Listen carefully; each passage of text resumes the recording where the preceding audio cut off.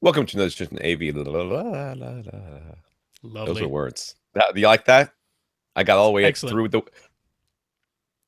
through the word edition. I don't think you can do that.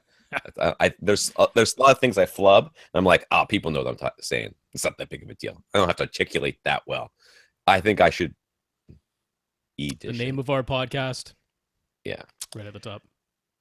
Welcome to another edition of AV Rant. I'm Tom Andry, and I'm here with Rob H. This is AV Rant. It's your home theater and AV questions answered. We didn't get as many new questions this week, so we might be able to catch up. It's very possible. We're going to try.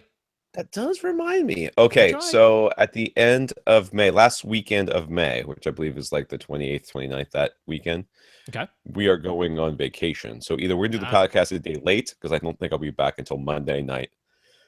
We're not going on a long vacation. We're just taking a long weekend. Okay. And we're driving a couple hours south, getting closer to Miami.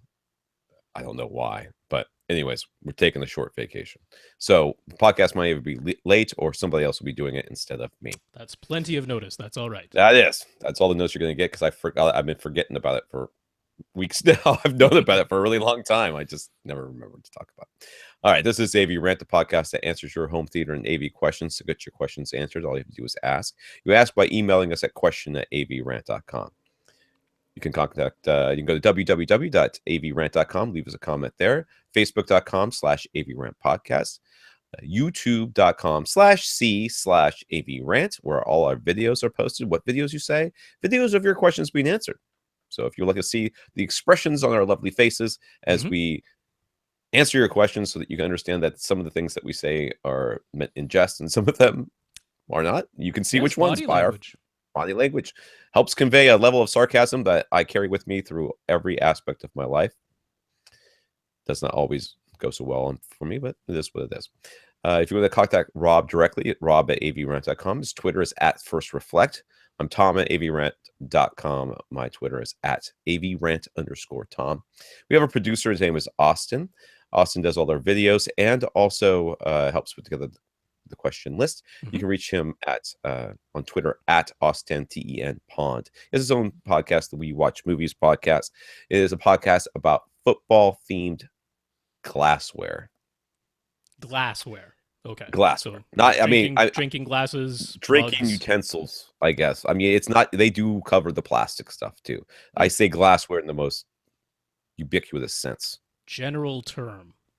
As things you put liquid in, and whether or not it supports the team adequately, or is it a front to your team? Does it convey the spirit of your team, or does it in some way denigrate the legacy that your team has strived to instill in their fans? It's a pedantic. It's a really pedantic today. It's a pedantic podcast. That's just off the tongue. Rolling off the tongue today. I'm telling you. We watch movies. What else could it be about? That's very self-explanatory. No one knows. No one could possibly mistake We Watch Movies for anything other than long-winded discussions about the efficacy of football team. Not soccer. Football. Not FUTBOL or BUL. I don't know how you people spell it. Actual football. Gotcha. All right, I want to thank our listeners of the week. To become a listener of the week, all you have to do is support the podcast. There's a couple ways you can do that. One way is to go to www.avrant.com. Click on the Buy Us a Cup of Coffee link, where you can leave a PayPal donation, either through your PayPal account or by sticking in all the little digits to your credit card number. PayPal keeps all that. We have no idea what they are. We don't want them even if they offer them to us. So we want to thank Christian and Michael for leaving us a PayPal donation. Those monies go into our coffers to help pay for our hosting fees. And Christian and Michael, we thank you very much. Christian, Michael, thank you both very much for those donations. And Christian is one of the people that shows up in our after parties. If you don't know about these, Monday after our podcast, which goes from 9 p.m. to god awful, and then night 11, 10, 11:15, depending on how long I decide to stick it out before I get so fuzzy I can't remember how to do the closing credits. That's Eastern time, by the way. Eastern time in North America. Rob will send out a link on his Twitter? Put it on our Facebook page and on my Twitter @FirstReflect as a reminder. Yeah, and that will link you in so you can talk to us face to face. So right after the podcast ended, I got a notification from PayPal that we got a donation from Christian, and then Christian showed up in the after party. I'm like, "Are you the same Christian just gave us?" He was like, "He was." Now he's been showing up for a while, so we talk to him almost every week. So it's great. Nice. But if you would like to have your question answered in a more timely fashion, you could do that. We will still answer it on the podcast, as Christian well knows, because he brings stuff up afterwards, and we bring it up on the podcast. We also want to thank David, who told Accessories for Less that AV Rant was a reason for his Marantz purchase, and that he loves it. And Justin, not Bieber, ordered an Emotiva PT100 stereo preamp and told Emotiva via Twitter that it was thanks to our recommendation. That's just another way to support the podcast. So we thank you, David and Justin. Yeah, David, Justin, thank you both very much, and congratulations on those purchases. Glad to hear you're enjoying them for David's and Justin. I'm sure you will enjoy that new Emotiva. Yeah. Let's get into the news here. Disney movies on Ultra HD Blu-ray? ? There was some talk that it might, well, they were delaying it. Anyways, James Gunn is looking to make that happen. He's quote working really working hard, end quote, to get Disney to release Guardians of the Galaxy Volume 2 on Ultra HD Blu-ray at the same time as the Blu-ray release. But this is Disney, so James Gunn, I don't know if you've got quite the gravitas to make that happen. I mean, when you have a director who works directly for them pushing for it, that's a help. It's not going to hurt the cause. Yeah. So you go, James Gunn. If you get it done, great. Yes. I'm so glad my kids aren't totally into like rebuying movies. Like I have no particular movie that my kids like love so much that I have to buy it every time it comes out. So thankfully I don't have to deal with that, but I would be really irritated if I had to start buying things in Ultra HD, especially considering it does nothing in my theater whatsoever. I mean, nothing. Well, you do get the Blu-ray in the package, so it's a future-proof purchase. Samsung previously said they would open up their QLED naming trademark so that other brands could use it. Now they've partnered up with Hisense and TCL to form the QLED Alliance. Still no timeline for self-emissive quantum dot displays. So as of now, all QLEDs are just LCDs backlit. That's right. So, I mean, with quantum dots as part of their backlight, that's where the Q comes from, is for quantum dot. But well, they're marching ahead with the whole QLED thing. So that's good, I guess. Yeah, make more sense if it was actually a total thing. It's like kind of calling something OLED before it's actually OLED, and then people get confused because they say they're like, well, it looks just like the other stuff. Well, it's going to be better when we actually do it 100%. Right now, we're like 50% of the way. If anything, this is a hint that OLED must be finding a fair amount of success. Because you don't do this type of rebranding of, it's the same technology they've been using for years. Quantum dot backlights on an LCD TV. Haven't really changed anything in that regard. So it's an indication. OLED must be eating a bit of their lunch over there. Yeah. So Vizio demonstrated their 2017 LCD display lineup. They're calling them their X LED because X is way better than Q.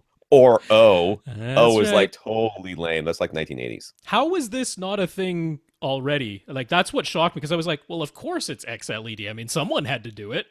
Right? It's going to be... Why isn't it lowercase I LED yet? Maybe that'll be next passe. Year. That's passe. You think so? They're also calling their whole suite of full array local dimming with HDR10 and Dolby Vision, that is now all bundled together under the moniker XHDR. So it's not just HDR. Even better than Red or HDR. It's X. It's extreme HDR. Yep. Okay. So for these new TVs, the 2017 lineup, we've got no tablets. Because remember, for a while, they were shipping some of their stuff with tablets because they thought people didn't have them, I guess. I don't know. Anyway, so Chromecast is still built in, and you can still use your own mobile device to cast streaming services to displays. But now you get a regular remote, like everybody wanted in the first place. And you can browse the Chromecast services on your display itself. Seems like customers didn't like being forced to use a second screen to use the built-in streaming services. So about the TV lines in particular, with the new E series, and it gets 12. Count them, 12 zones of full array local dimming and HDR10. The new M series now has fewer local dimming zones than last year. It's 32 now instead of 64, which it was last year. So, by last year's model, but it gets wider color and more brightness. HDR10 and Dolby Vision both still on board there. And the new P series gets nothing. Yeah. It's nothing. It's exactly the same. It is. It's a remote. Does it get a remote? It gets a remote, but it loses a tablet.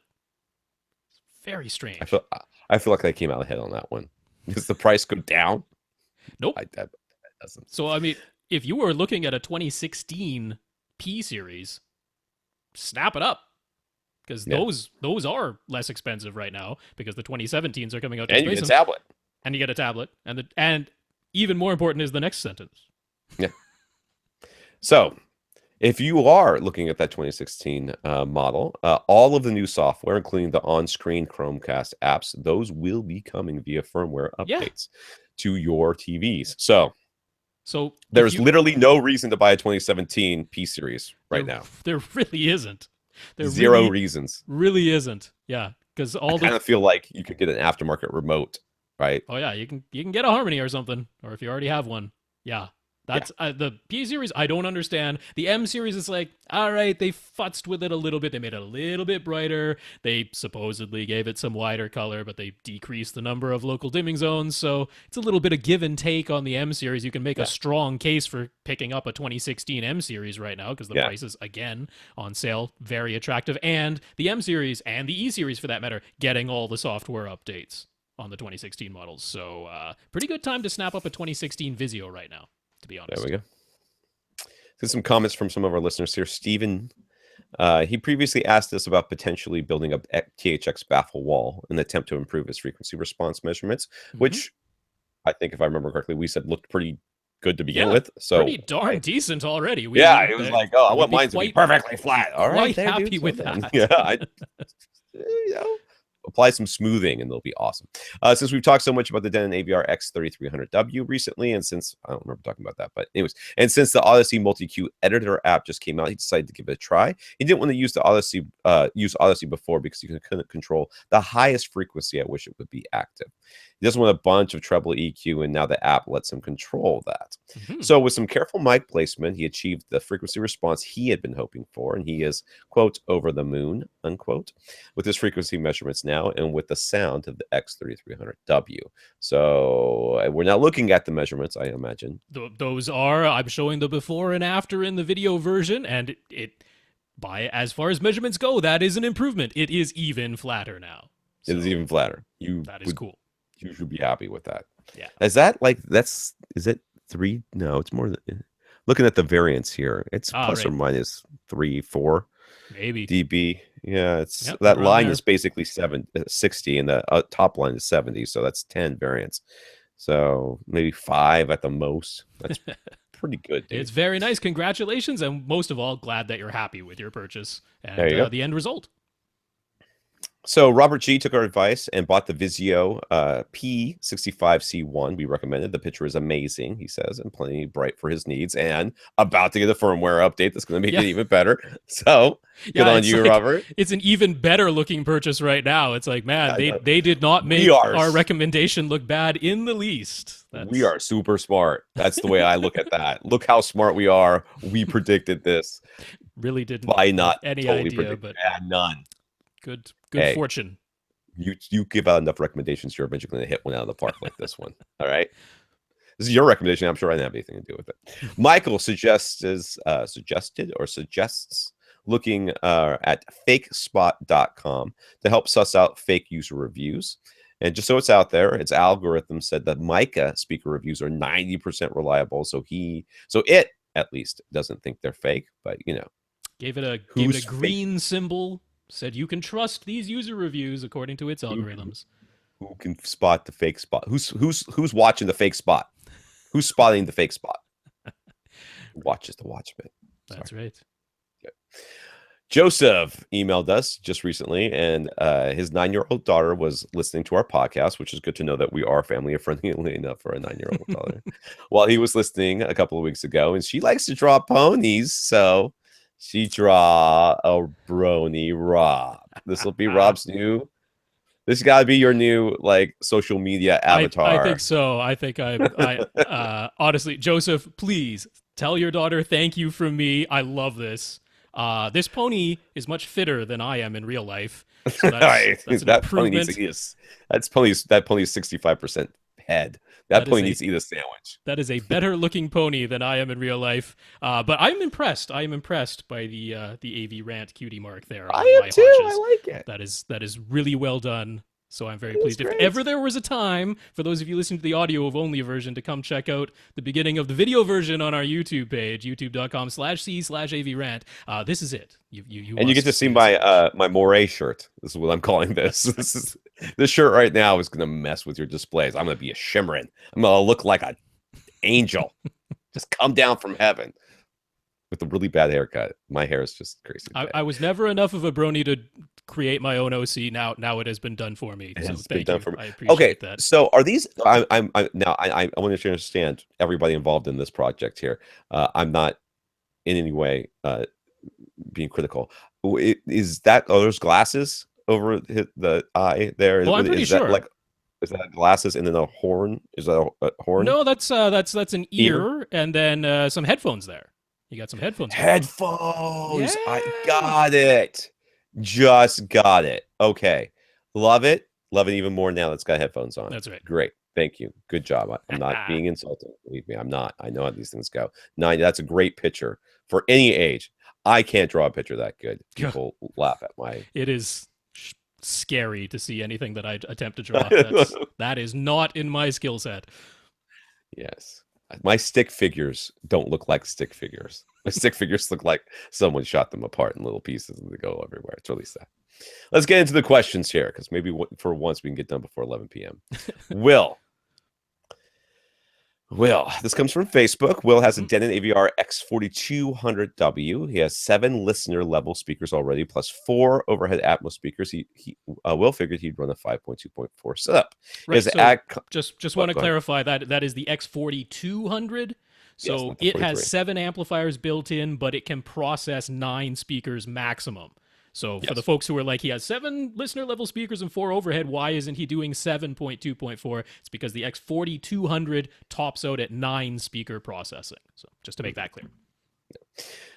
So he has an AdCom 2-channel amp and an AdCom speaker selector. He was thinking he might connect the surround channels preouts from this AdCom amp and then connect the AdCom amp to his AdCom speaker selection. It's just saying AdCom too many times in one sentence. It's now not sounding like the right word anymore. Anyways, and thus have this 2-channel amp connected to both his surround speakers, Polk on walls, and his surround back speakers, energy bookshelves. He realizes that the surrounds and the surround backs would be getting the same signal, but with a speaker selector in place, you choose to power either or both when he wants to fill in his long room with sound. Will this work?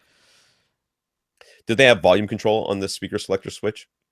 I don't know because I don't know what the model of the AdCom speaker selector is.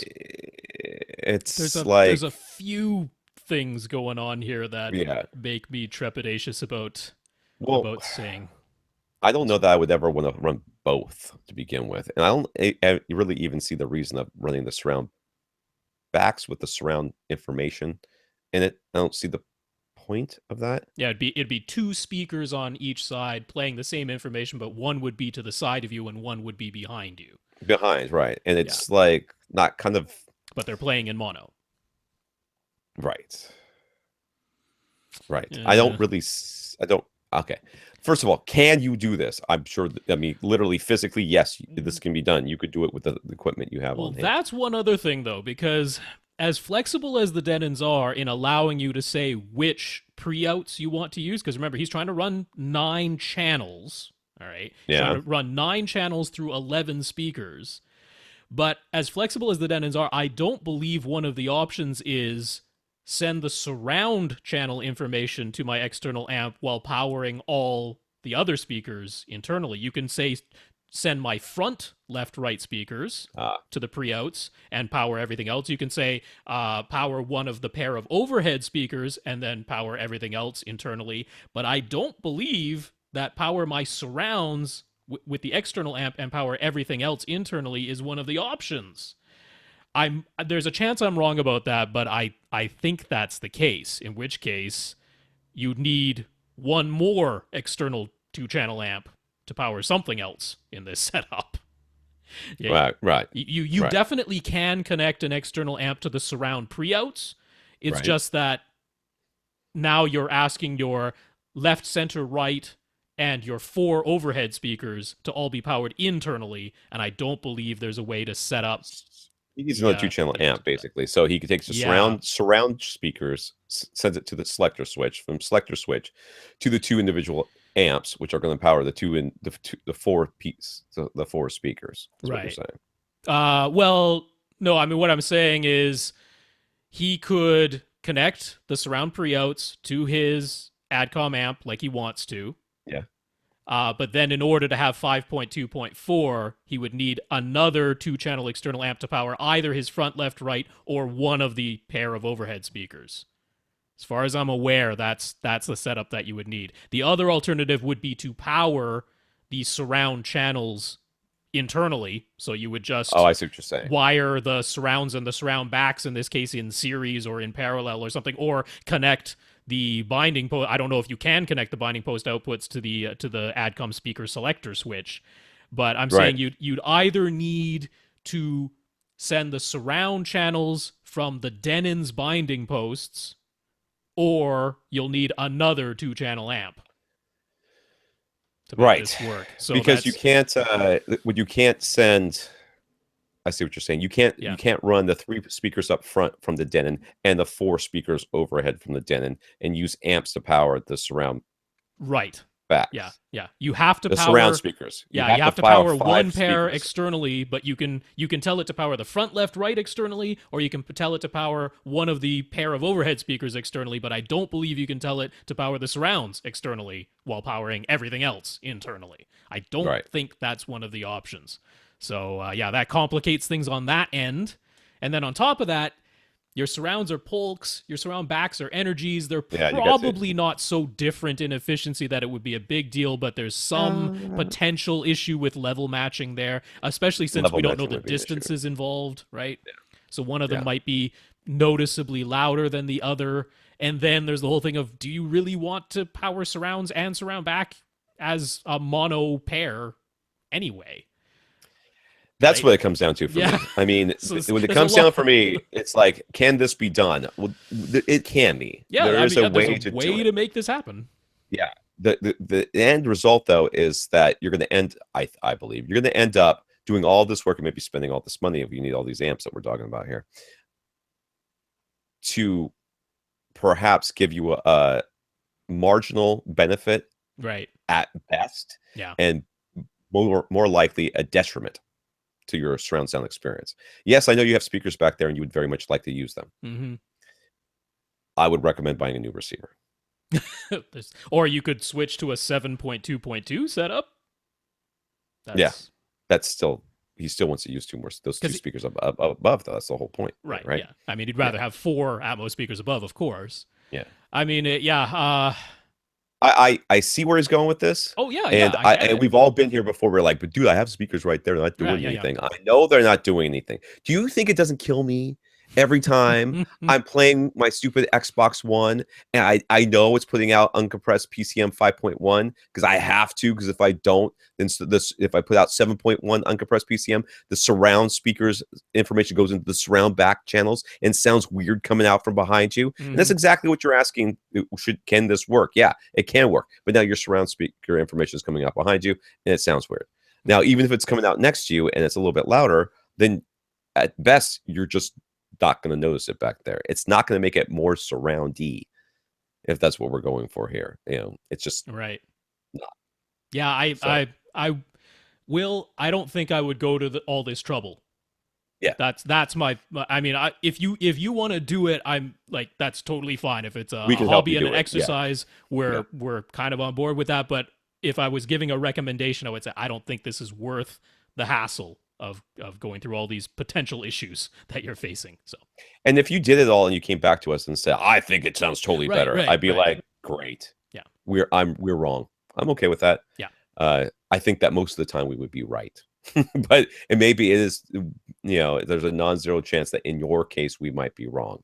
The smart money is on, it's like, are you going to catch that inside straight flush draw on the river? Maybe, but the smart money's on no. Fold. Carl, I just told the dude to fold your home theater. Fold it. I'm sorry, I give up. Carl says, first of all, Dread in 3D? Does the 3D enhance the narrative in the way that with that film, like it does with Life of Pi, Avatar, Doctor Strange? First of all, I haven't seen Life of Pi. I did see Avatar, or Doctor Strange in 3D. So I did see Avatar in 3D. It was a long time ago. I really thought that the scenes where like people were doing the slow-mo drug thing were going to be like super cool in 3D.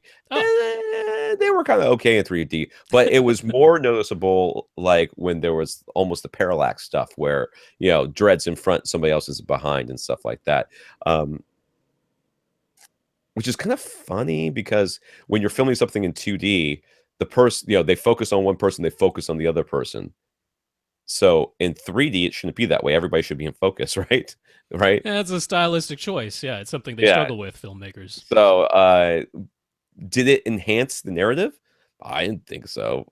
But, you know. I thought it did. I thought it, you know, okay. at points the visuals were enhanced by the 3D effect in a way that you wouldn't get the same effect in flat 2D. So I felt it was an enhancement. It was not. Oh God, I just can't stop. Okay, forget it. Listen to Rob. Rob can be more positive than I can be. So Carl says he went ahead and ordered the JVC 3D glasses and emitter. Dr. Strange convinced him, as he felt the 2D presentation was almost like a part of that world was missing when compared to what he's seen at his IMAX laser 3D theater. Great. I totally want to buy Doctor Strange anyways because I love that movie. But even though the story is pretty simplified compared to some of the other Marvel movies that are out there, and it definitely could have been a little bit deeper, but I felt like they kept it a little light, and that was okay, considering that story could have gone way, you know, Batman v Superman, Dawn of crap, which is what that was. But and they managed to keep it light, so I was okay with it. But I might buy that and try it again with the 3D. 3D glasses are sitting right there. This projector hasn't gone back yet, but it most likely will. Most likely. So he asks also, Joe Kane was on Home Theater Geeks 2 weeks ago, and they talked about using a bias light with a projector screen. What do we think of this proposal with a light wrapped all around the projection screen? Makes sense and enhance the viewing experience. For those you don't know, this for sure. Yeah, the bias light, the idea here is that you there's a light that, like behind your TV. You ever seen those TV that kind of glow? You know, the Ideal Loom. Is that what it was called? Ideal Loom? Is that right? Ideal Glow? Well, Ideal Loom is a company that sells backlights, bias lights that you can add. That's Ideal Loom. I think it was Philips Ambilight. Ambilight. The ones who built it in. So the idea here is that, you know, there's a light behind there so that there's not this dramatic, you know, you're in this pitch black room and then there's this really bright screen, and it gives sort of a contrast there, so that the contrast there isn't so dramatic between scenes to scenes where you go from dark to light. And you've seen this happen before. I know you have, in movies where you're in a real dark scene, all of a sudden, boom, you know, it's like in the desert someplace. You're like, oh, okay. All right. Yeah. Yep. I'm blind now. It enhances your perception of black levels because it, as the name implies, it biases your eye. It stops your pupil from opening all the way up because there is some ambient light in the room, but that ambient light is behind the screen, so it's not washing out the screen, hopefully. Right. It's just making sure that your pupil doesn't open all the way up, so that way your perception of the black levels is enhanced. Blacks look blacker because you have something to contrast them against in this light that's coming from behind the screen. I don't hate this idea for projection screens, to be honest with you. I don't hate it. And there are some companies that sell exactly. Elite has an option for this. Illuminavision has an option for this. Yeah. You know, a lot of times projection screens, especially since, you know, they pick up any light that's going on in the room whatsoever. Right. They can have a very grayish look rather than a black look. I feel like with HDR, I feel like we're getting away from needing stuff like this. That you know, well, it's funny because Joe Kane was saying that HDR with projectors is increasing the need for a bias light, so that your eyes don't close all the way when we go to the dark. Yeah, that's right. I don't know about that. I don't know, but I'm not going to argue with Joe Kane. I'm not dumb. I mean, I'm not dumb enough to think that I know something more than Joe Kane does.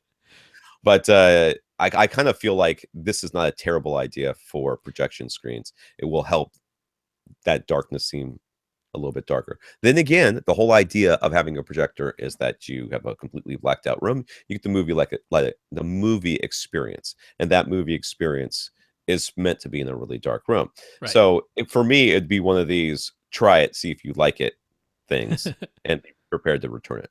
So my feeling on this is that, and Joe Kane touched upon this, but I don't think he said it really, really clearly and explicitly, which is that to make this work in a projection setup, you need to really carefully construct your room and think about it.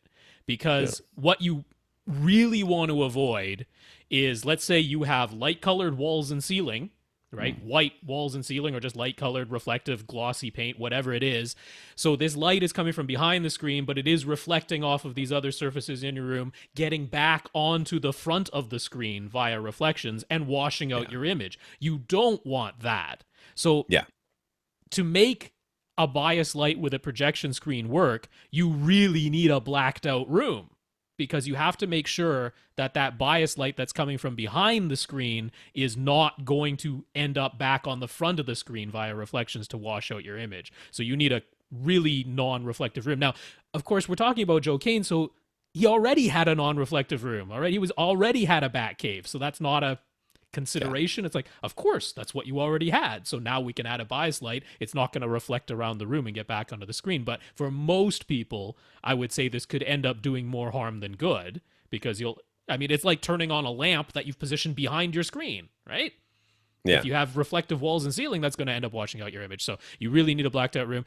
More than that, you got to make sure that that light is only shooting backwards and outwards from the screen frame, because no screen is 100% opaque. Right. That's exactly what I was thinking too. I was like, you know what? Yeah, you got to make sure it's firing out and not it's not just glowing behind your screen, because then it's going to illuminate through like the sides of the screen, and especially what if you have acoustically transparent, right? You don't want to see the bias light coming through the screen from behind it, backlighting it. So again, your entire front wall needs to be matte black to make sure that the light that's shining backwards isn't going to reflect off the front wall and then come through the screen from the back. So I agree. I actually do agree. I think this is a good idea for enhancing your perception of the black levels. It enhances your perception of the contrast of the image, as long as everything else about the room is set up to maximize that experience and not wash out your image any further. Otherwise, more harm than good. Yeah. Justin has a Send Acoustic Sierra 2 speakers for his left, center, and right speaker. He ran Odyssey Multi-Q XT32 on his Denon X4200W. Seems to be a theme today. And was alarmed to see how much it boosted the output in the high treble. I guess we're seeing the image here of that. That's right. There's a bunch of boost. The 10 dB looks like. Ooh, scary. Pretty close. So if he turns Odyssey off, the Sierra 2s do sound a bit dull. Is this normal with the Sierra 2s? It can be. I don't know if it's normal with the Sierra 2s, but I bet it'd be normal in your room. Well, I think in this instance, the Sierra 2s themselves might have something to do with this. Yeah, you're the Sierra 2 guy, so tell us. I think I'm guessing at this because this is the likely culprit for Justin. But is there any chance you have those Sierra 2s positioned above or below ear level? Because the Sierra 2s have very narrow vertical dispersion. If you do not have the tweeters of those Sierra 2s at the same height as your ears when you're sitting down, or angled so that you have a direct line, a pretty direct line, going right from those tweeter to your ears, they have a narrow vertical dispersion. They will be rolled off, and they will measure as being rolled off, and you will end up with a result like this. So yeah, I highly suspect that's what's going on. And of course, it's normal to have, especially your center speaker, above or below your screen, say. Yeah. It's extremely important in the case of the Sierra 2 that you have that tilted to aim right at your face. You basically only have about plus or minus 10 degrees vertically, which is a pretty narrow little wedge that you are trying to fit yourself into. So that's what I suspect. More than that, these measurements are based on the microphone. Now, he says he turns Odyssey off and they sound a bit dull. So his ears are confirming what the microphone is showing here. But we have to remember, normally that microphone, when you're measuring, if you're following the recommendations, it's pointed straight up. It is omnidirectional. But again, if the speaker is below the ear and trying to fire upward, you can get a hair of interference, but at these very high frequencies, that's enough, just from the body of the microphone or whatever stand you have the microphone sitting on. Mm-hmm. So this is an instance where you got to make sure that the microphone has a very clear line of sight to the tweeter of the Sierra 2. These are a slightly picky speaker when it comes to vertical dispersion. I think that's what's going on here. It's the likely culprit. I've seen this kind of adjustment often. Yeah, this is not, when I looked at that, I was like, yeah, I've seen that before. Oh, yeah. This is not an uncommon measurement or a correction file. So, it didn't really bother me that much to see it. That's true. Yeah. But if you see the on-axis frequency response measurement of a Sierra 2 speaker just playing a normal sweep, it's very, very flat and extended up into the highs. So you wouldn't typically expect Odyssey to be attempting this much boost in the treble, but if it's off-axis vertically, then I would expect exactly this. So. Okay. Well, maybe Hopefully that's it. We'll find out. Yeah. Wesley has, apparently, because everybody does today, a Denon AVR X4200W AV receiver. He had it connected to the internet using a Cat 6 cable out of nowhere. It stopped being able to connect to the internet, and Denon customer service can only guess that something must have gone wrong with the unit's Ethernet adapter. If he looks at the network information in the receiver's menu, it shows the MAC address and the IP address, etc. But when he runs a connection test, it says there's no internet connection. He has a Blu-ray player in the same setup, also hardwired. It is connecting to the internet just fine. He tried taking the Cat 6 cable from the Blu-ray player and plugging that into the Denon, and just in case it was a wire issue, the Denon still says it has no internet. So, is a malfunctioning Ethernet adapter something we've heard of before? Is there anything you do other than send it to a Denon repair facility where they will probably not fix it because they are horrible people? There will be a cost involved in that, and he'd rather avoid it if possible. Fair enough. I can understand that. Yeah, it's the Ethernet adapter, dude. You've done all of the. I mean, Denon already said it, but you've done all the testing I would have done. I would change the cables. I would have tested it with something that I've seen before. Yeah, I mean, if the Ethernet cable you have plugged into your Blu-ray player and is working, your Blu-ray player is connected into the internet, and then you take that very same cable, you unplug it from the Blu-ray player and plug it into the Denon, and the Denon says, "I don't see any internet." It's the Ethernet adapter in the Denon. That's the only thing I would do is I would do a factory reset. I would do a factory reset just to see if maybe something got scrambled in there. I know it's not going to be that case, but I would do it anyways. Well, since, I mean, if since you're that's free, I mean, why not? Yeah, if you're going to send it back anyways, the last thing I do before I send it back would be to do that. And the idea here is just, I don't know, prayer, I guess. Well, the only other idea I have is he did talk at some length with Denon's customer service, so I don't know if they already tried this. They probably suggested. I don't know if Wesley has a Wi-Fi set up in his house. It sounds like he's hardwired everything here, but maybe he already has Wi-Fi. If you do, the X4200W does have Wi-Fi built in, comes with a pair of antenna. Yeah.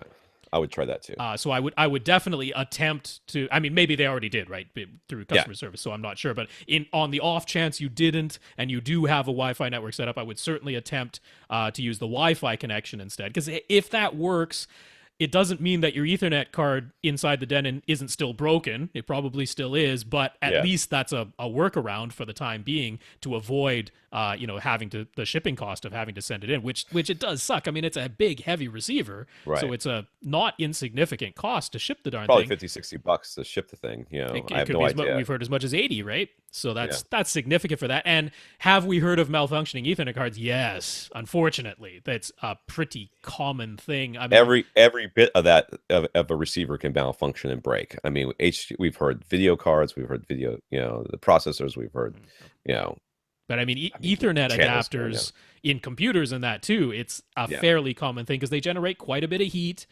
Eventually, the heat breaks them down.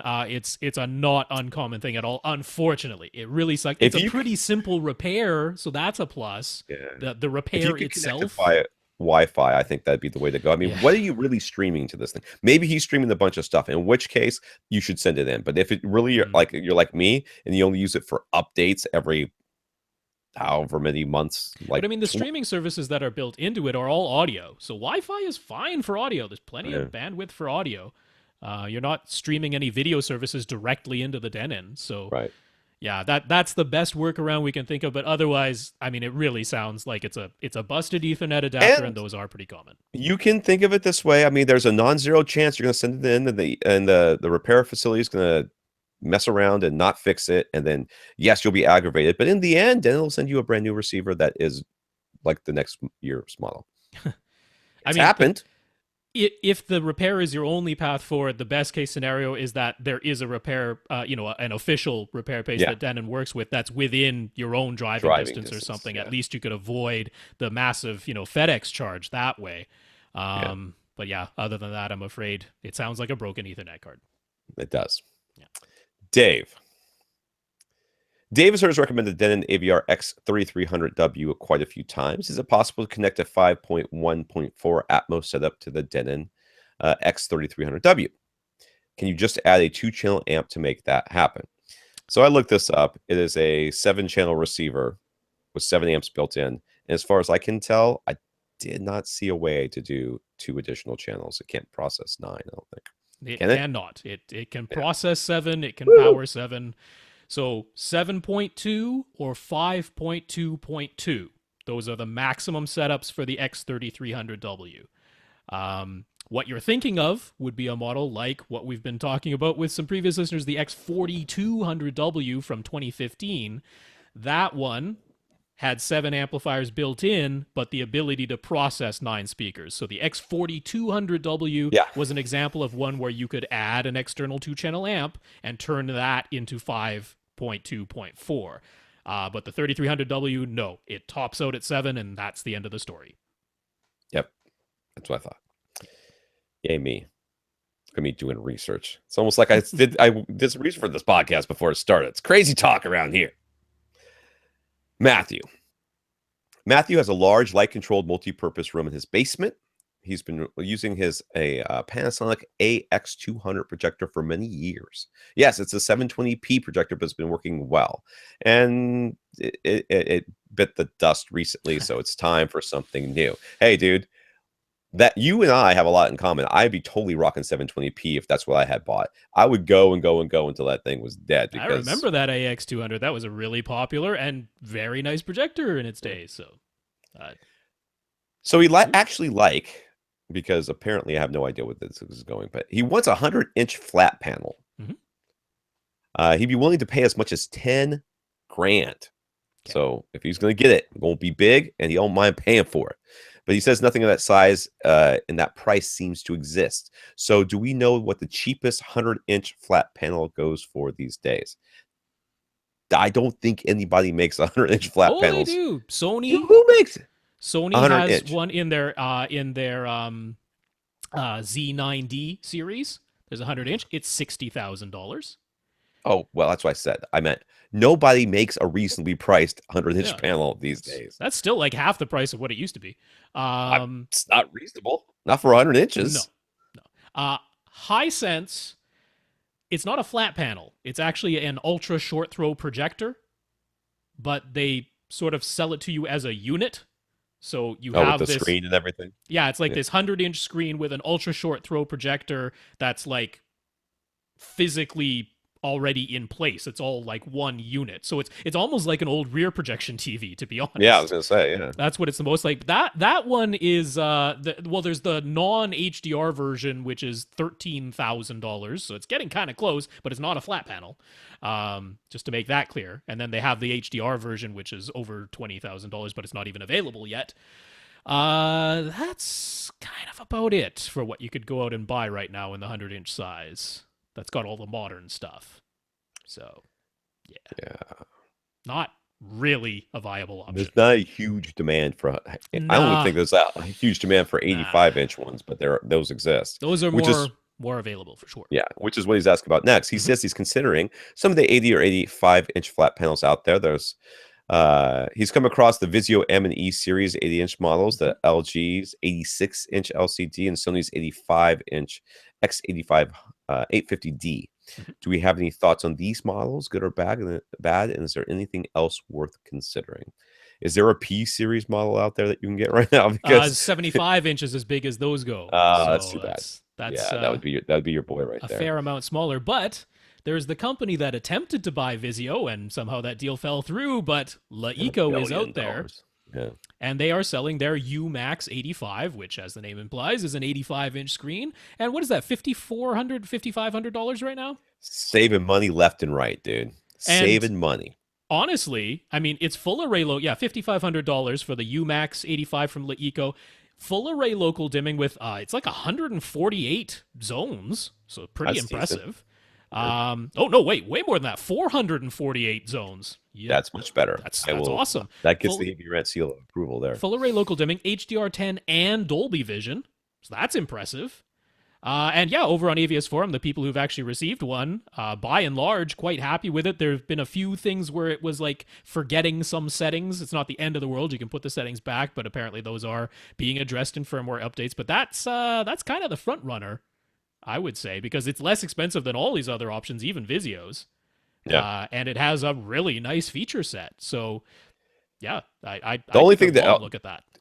I will say that if it were me purchasing, I know it's like almost half of what you're wanting to spend. But there's a big part of me that thinks I would wait until I saw at least 2 professional reviews out there, more so than the stuff that you just user reviews on AVS or wherever. I would want to see they're pretty at thorough, least. Well, I'm not saying they're not. Yeah. I want to see a couple of professional reviews for CNET, Audioholics, Audio Gurus, one of those, something before I would purchase. I think you'll probably be safe and fine. These guys are trying real hard right now to break into this market and make a name for themselves. I believe they're going to be very responsive right now, and they're going to be very interested in making customers happy at this moment. Yeah. At this size, though, I would really want full array backlighting. Yes. Because the 85-inch Sony X850D edge lit. The LG 86-inch black hole in the middle of it. Yeah, the LG 86-inch edge lit and an IPS panel. So you want to talk about some bad black levels? That's some bad black levels right there. By today's standards, I'm talking. So Vizio's M and E series, at least they are full array local dimming, but way fewer zones than the Laiko and a smaller screen size and more expensive. So that Laiko is kind of winning. Yeah. So he says he isn't set in stone on the flat. But he stopped listening, by the way. He's already ordering it right now. I don't know why. I don't even know why we're answering this question. But he says he's not set in stone on the flat panel. A projector is still an option, but for a projector, he'd like to spend less than $5,000. You spend less than $5,000, almost less than $5,000 on a Laiko, but whatever. The Epson 5040 UB looks like a potential option. Are there any other projectors out there he should be considering? Man, there's a whole bunch for under $5,000. Like a bunch. Yeah, but if you want HDR, then that list shrinks considerably.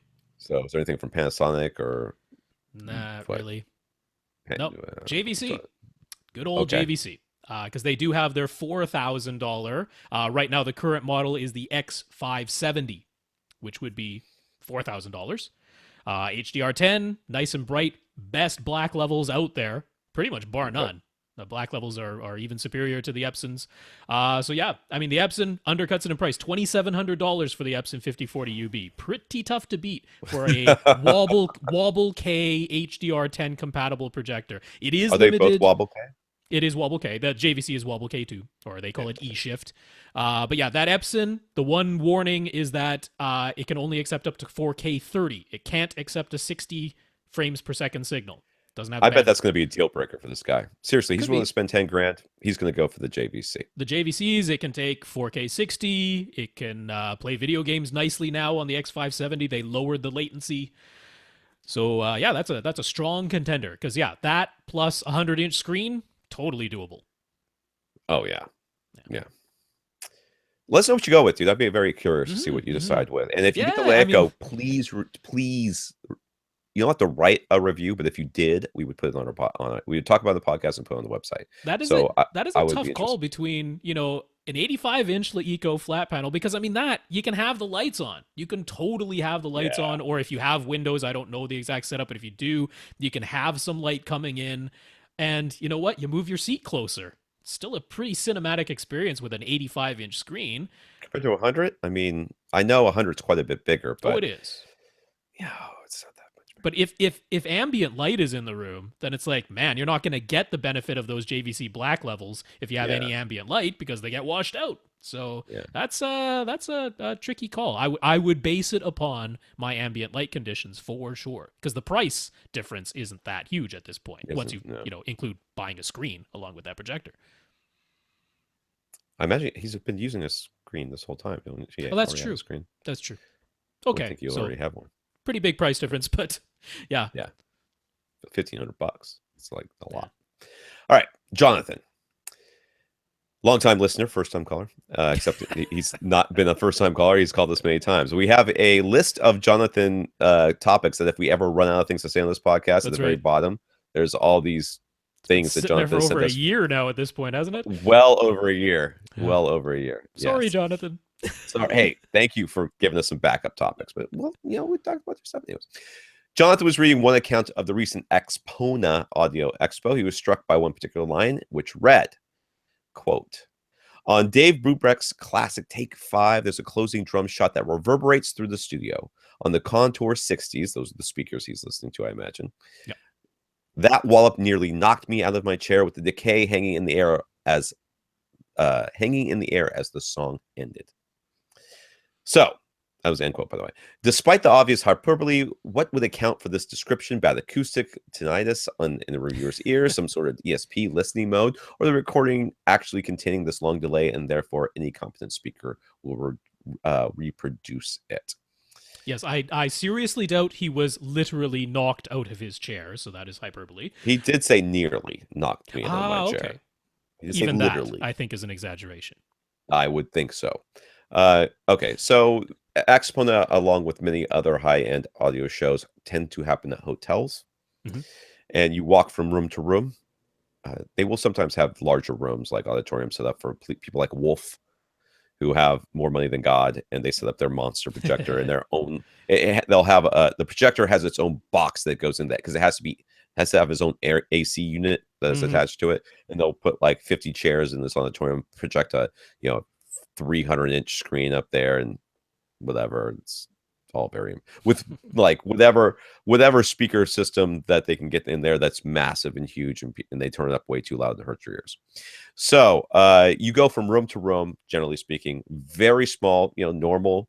Maybe you get one bed in there, maybe two small beds in there, and then they take all the furniture out and they set up far too big speakers with a couple of chairs, and you sit there and you listen.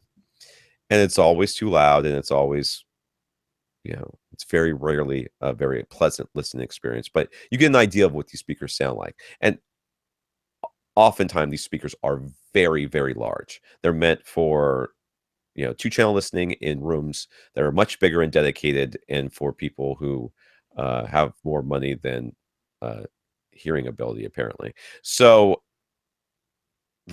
this is the environment in which you're set. Now, if you are whoever this reviewer person is, they're probably wearing a name tag. They shoot everybody else out of the room, set up a chair for him or her wherever they wanted it to be, and then they sat there and did the listening test with whatever they wanted to listen to, and then waited on them hand and foot in hopes that they would say something good about their speakers on their website, because that can make or break their business.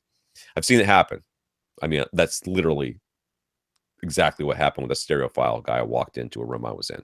Like, we all got pushed to the back of the room. We were allowed to stay, but they were like, "You want to sit here? Would you like to sit here? Where would you like to sit? Would you like something to eat? We have something to drink. Would you like something to drink? With just some coffee? We want beer? Want a martini? Something?"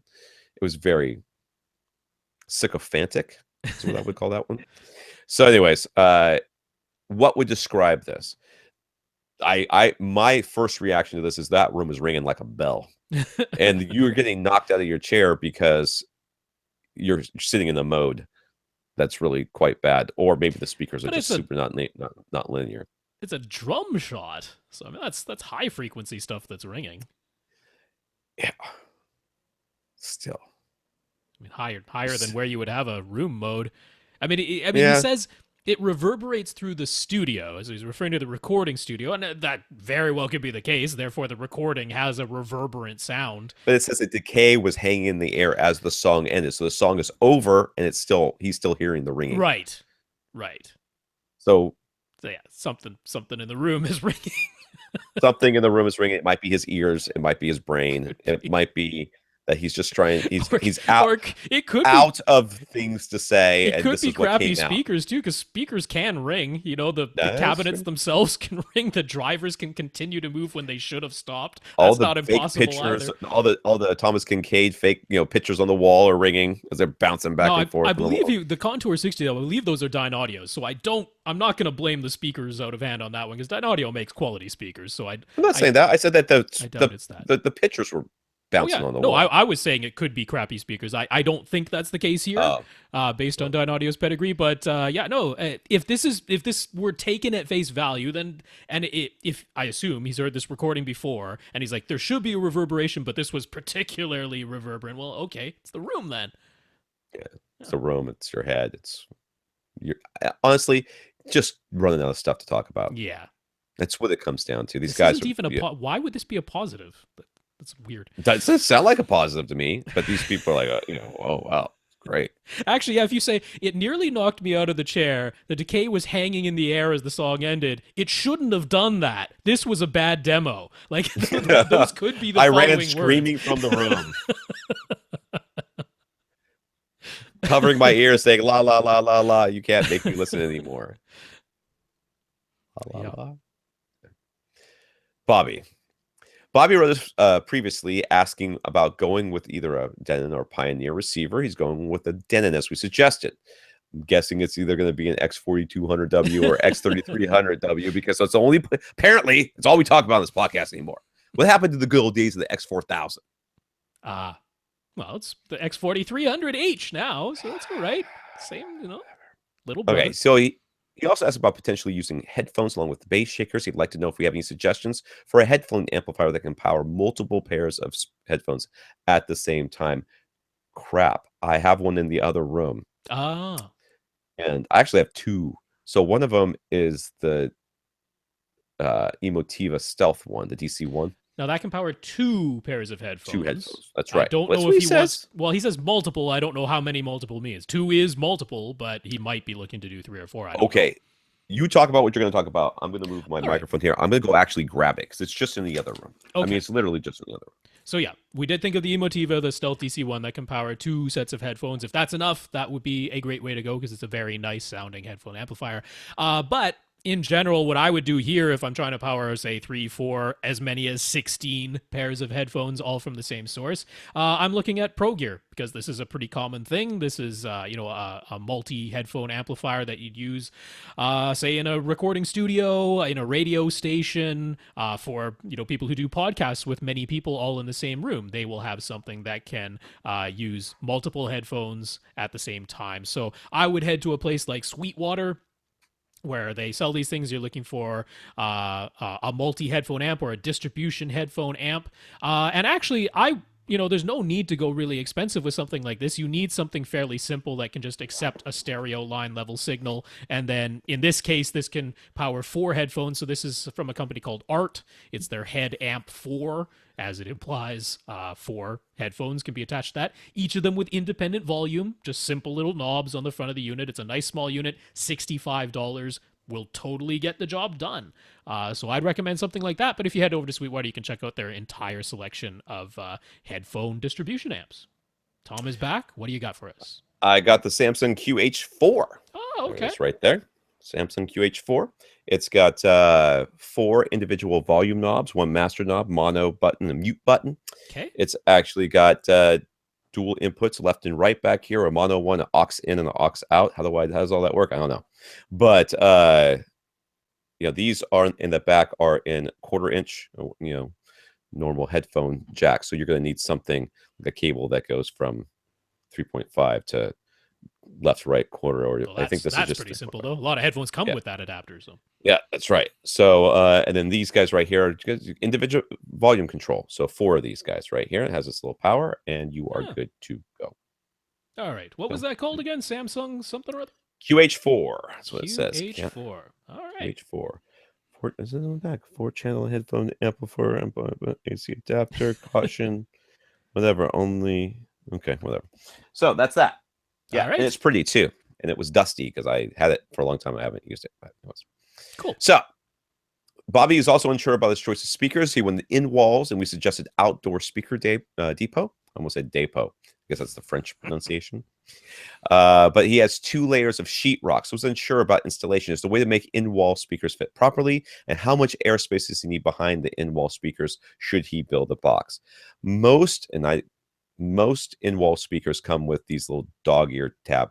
That's thingies. right. Yeah, you rotate them, and then it sort of pulls in to clamp the speaker to the drywall. So they are flat. Like you push them, you like extend them all the way up, and then you push them in, right? So that they go flat. So you can slide the speaker up through the hole that you've cut based on their little what do you call that? The template is. So you draw the template, you cut out your drywall, however many layers it is. You push this thing in, and then you start screwing it down. When you screw it down, the dog ears come down along this thing, and they are pushed out so that they are now going to run into your sheetrock. They have little whatever tabs on them. They come down. You screw them down until they get snug with the sheetrock, and it's good. Will 2 layers work?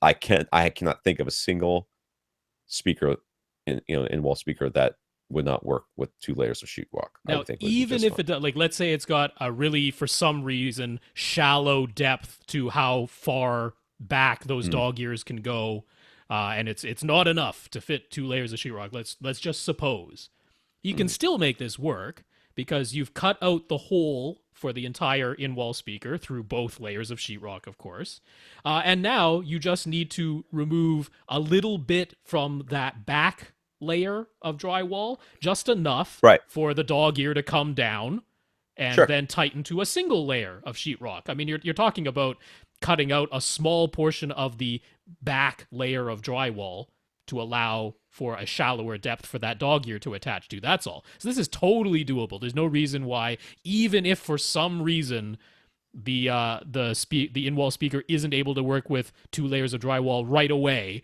you still just have to cut a little bit of that back layer to make it work. So totally doable. So should you build a box? Yeah. I mean, if you can. I mean, interestingly, for Outdoor Speaker Depot, they actually kind of recommend something close to 3 cubic feet, which if you work out the math with a regular 2x4 depth, which is only 3.5 inches, right? A 2x4 is 3.5 inches deep.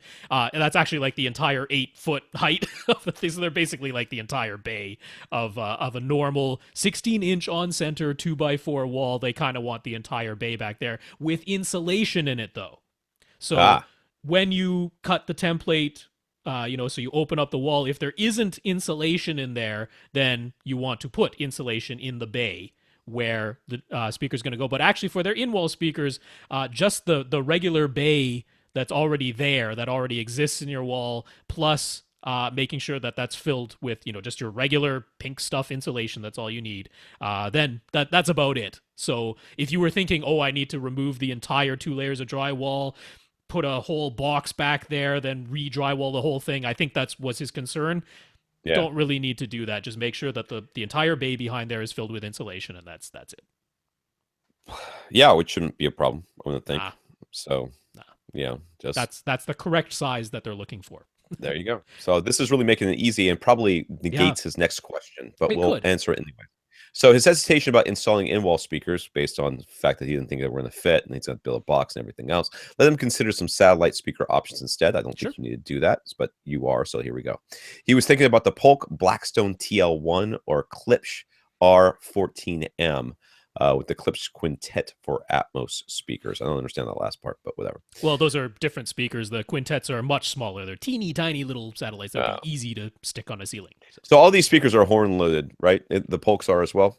Horn loaded? No. I thought the Polks were. I clicked on all this. They're all small and very satellite-ish, for sure. But aren't they horn loaded? I thought they're horn loaded. I don't think. No, those Polks. I mean, the Polks have some kind of weird, funky thing going on the tweeter there. It's kind of a waveguide-ish thing. I guess you could call that a semi type of. Oh, you're right. But it is semi horn loaded. The Klipsch definitely are. Oh yeah, the Klipsch are horn. It's Klipsch.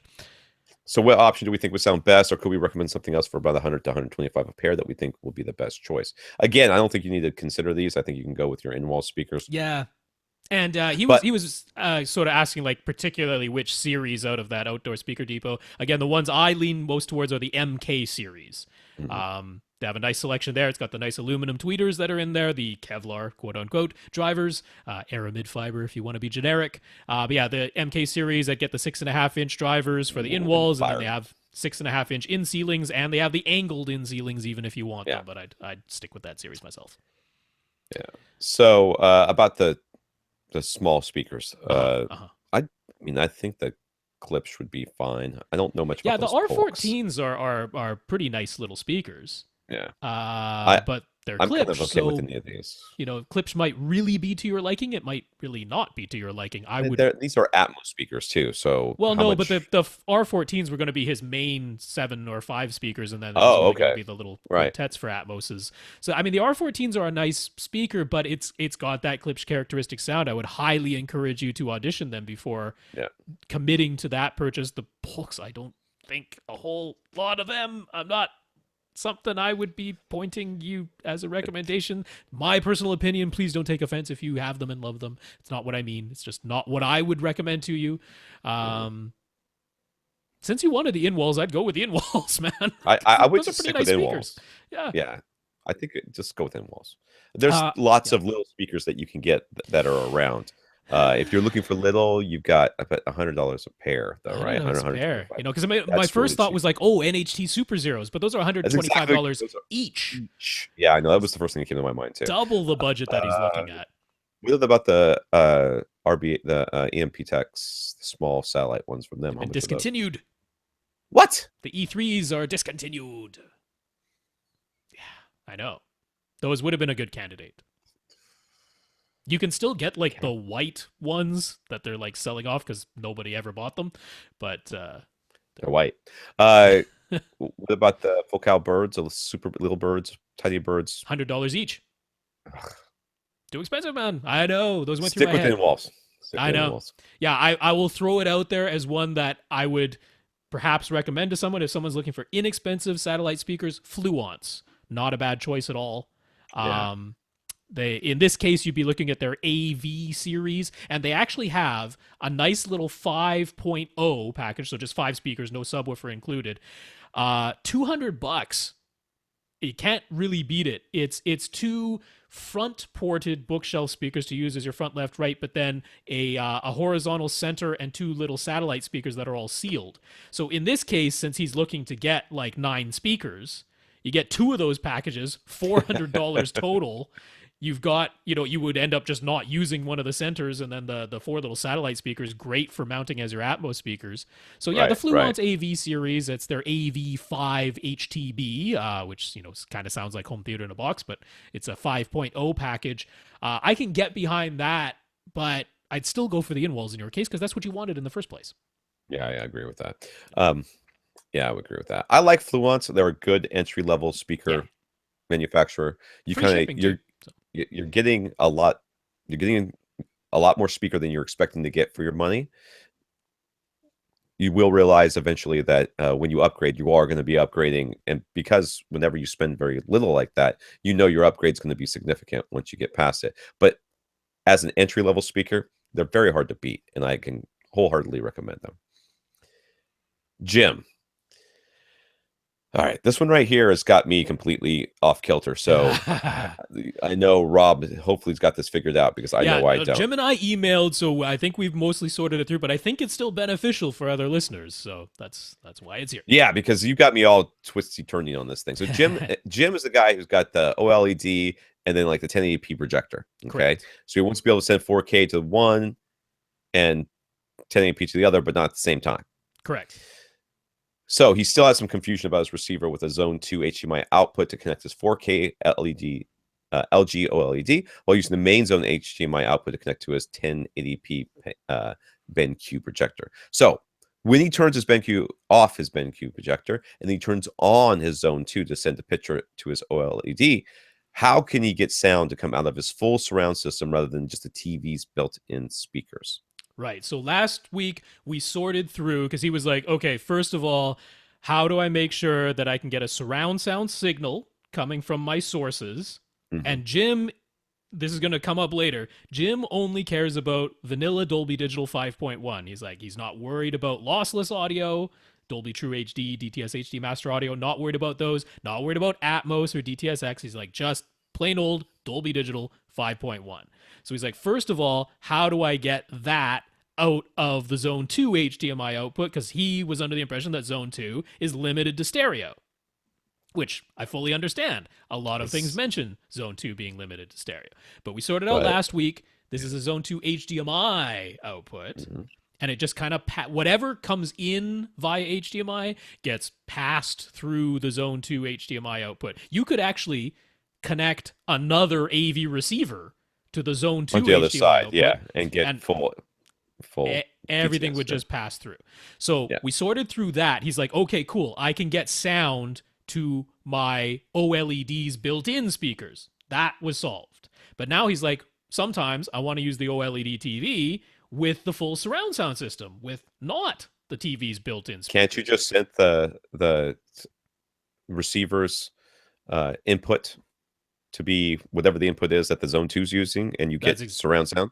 Yeah, that's exactly it. So he didn't realize that you could have two things potentially playing at once. You could have one source playing in the main zone and a separate source playing through that Zone 2 HDMI output at the same time. He thought it was an either or situation. Again, totally understandable. He was like, in his mind, it was more like speakers A versus speakers B, right? I'm using one or the other. But the nice thing about the Zone 2 is you can have one thing playing in the main zone and a second separate thing playing in the Zone 2 or playing through the Zone 2 HDMI output. But you can also have one source playing in both zones at the same time. That's right. And that's the solution here. You would actually turn on the main zone, set it. So let's just say you're playing a Blu-ray, all right? So you would set it to the Blu-ray input for the main zone. You would then turn on Zone 2 HDMI and set that also to the Blu-ray input. They're both set to the same thing. Now, 5.1 Dolby Digital is coming out of your full surround sound system in the main zone. 5.1 Dolby Digital is also being passed through the Zone 2 HDMI output, so you will want to mute your TV speakers or turn their volume all the way down, because otherwise your TV speakers will also be playing the same sound as your full surround sound system, and sometimes that can sound a little weird. But yeah, that can function, and it was because a very completely understandable bit of confusion about, you can actually select one source, play it out of both zones simultaneously, and it can do that. That's right. So that works. So then he goes on to ask, the Den manual mentions that if a TV is connected to the Zone 2 HDMI output, all audio might be mixed down to two-channel stereo. Is that going to happen? And those are an exact warning. It does say all audio, if both zones are set to the same source, might be down mixed to two-channel stereo only. It was like, that's not what I want. I want to be able to do surround sound. Yeah. So I don't think that's going to happen, though. Well, because there is in the troubleshooting section, so you have to get all the way to the back of the manual. Look at the troubleshooting section. This is an exact quote. So, quote, when the same input source is selected for main zone and Zone 2, the audio format is limited according to the specifications of the TV in Zone 2. So that's the exact scenario we've got. TV connected to the HDMI Zone 2 output. But it can usually receive Dolby Digital, though, right? Well, not all can, right? Not all can take Dolby Digital 5.1 as an input. But the LG OLEDs can. There you go. So, again, this works because he's okay with using nothing but Dolby Digital 5.1. Let's say he wanted full lossless audio or he wanted Atmos. Now, this would be a problem, right? Because if you try to send Atmos to the Zone 2 HDMI output, the TV is going to look at that and go, I have no idea what to do with an Atmos signal. Doesn't decode Atmos. And therefore, all audio, including the main zone, since both the main zone and Zone 2 are playing the same thing in this scenario, would be limited to whatever the TV can understand. So the earlier warning was there because some TVs can only accept two-channel stereo. So that's why it said it might get down mixed to 2-channel stereo, but they make it clearer in the troubleshooting. It's limited to the specifications of the TV. So in Jim's case, it works because everything can accept Dolby Digital 5.1. Good. Sorry, I'm still reading the email. He was told on AVS forum. This is my. Don't go there. Look. Don't go there. That he should opt for a receiver model with mirrored HDMI outputs rather than independent main and zone 2 HDMI outputs. So, can we clarify how that would work? I don't.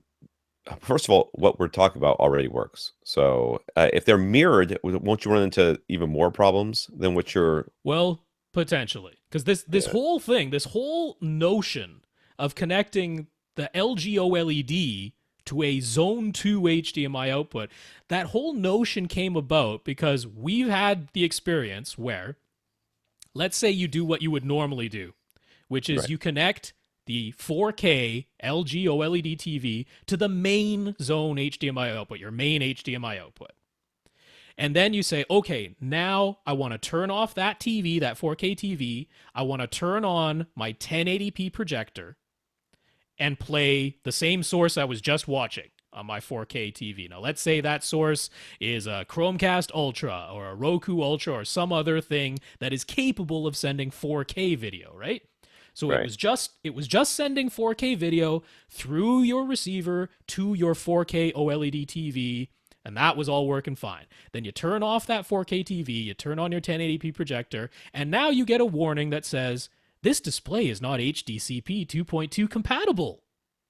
Right. And you go, well, can't you tell that my 4K TV is off and my 1080p projector is on? So yes, down convert everything to 1080p, but just give me a 1080p signal. Don't try to send 4K. I don't have a 4K display turned on right now. Well, unfortunately, we've had the experience where even though the TV is in standby, I like to say instead of standby, it's in a ready state. Right? Yeah, because a lot of TVs do that. They're you press the power button, but the little red light came up, the little red LED indicator came up on the front, and now it's in like a ready state, and the sources still detect that there's a 4K television out there somewhere on the signal path, and they're like, oh, cool, send it 4K, and then it's like, oh, but there's another display here that isn't 4K, so let's just send them nothing because clearly that's what they wanted. So that's what we're afraid of. Now, if everything worked the way that it should, they're actually kind of right. Because if you had the mirrored output, you turn off the 4K TV, you turn on the 1080p projector, now you could have full lossless audio going because you could send that to the main zone and then send only the video to your 1080p projector because it doesn't need audio. All of that is the way it should work. Unfortunately, it's not the way that it does work. Right. Part of the problem here is it's the copy protection. It's the copy protection. Yeah. You know what? If you get a HD Fury, all of this goes away. Oh yeah. But what also is part of the problem here is that people got really irritated waiting for, lock-ons to happen. And yes, that's HDCP problem, but that's why we have this sort of ready state. Yeah. Because they're trying to reduce the amount of time that it takes for your TV or display, whatever it is, to lock in to the HDMI signal and to recognize that. I mean, how many times, maybe you guys have not experienced this. I know I have, where you're switching inputs and it's like blinks, blinks, blinks, it blinks, it comes, it goes, it comes, it goes, and then finally it locks in. Right. You're like, what is going on? I used to be able to switch inputs all the time when I had component video, and this was never an issue. But now it is, and it's because of HDCP. So what are they doing? They're trying to give you this instant preview. What does that mean? That means everything is being locked onto at all times, just to make sure that you can switch as quickly as possible. Well, that's good, but at the same time, it causes problems like what we're having right now, which is I have two different displays with two different output capabilities, and my receiver is going crazy because of it. Yeah. It's a problem. It is. It's not a problem that all of us have, but it's definitely a problem some of us do. David, this comes from Facebook. So while setting up his new basement theater, David was testing his Marantz SR5011 and a Sony Blu-ray player by playing some movies with Atmos soundtracks. When playing Mad Max Fury Road, it sounded great, and the display on the Marantz showed Atmos as the signal type. But when you switched to John Wick which also has an Atmos track, it showed Dolby Digital.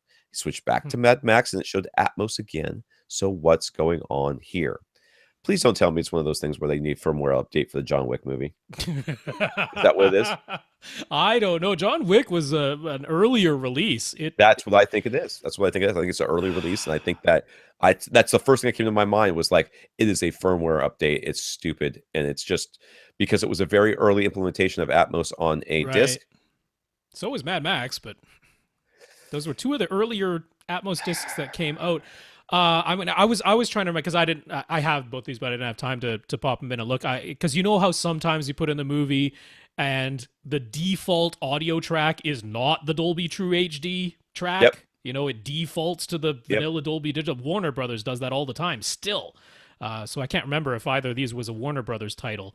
Because, I mean, my first thought was, wait a second, did I have to go, you know, so the discs menu comes up, you know, the one where there's something playing in the background and it says, you know, play and audio and special features or whatever.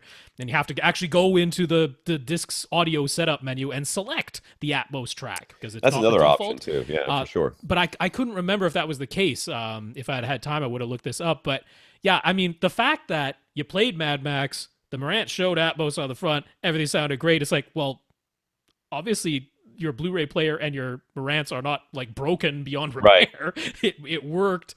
Yeah. So I mean, yeah. If it isn't just the default track and you just have to go into the discs menu and set it to Atmos, if it's not that, I'm not sure what it is.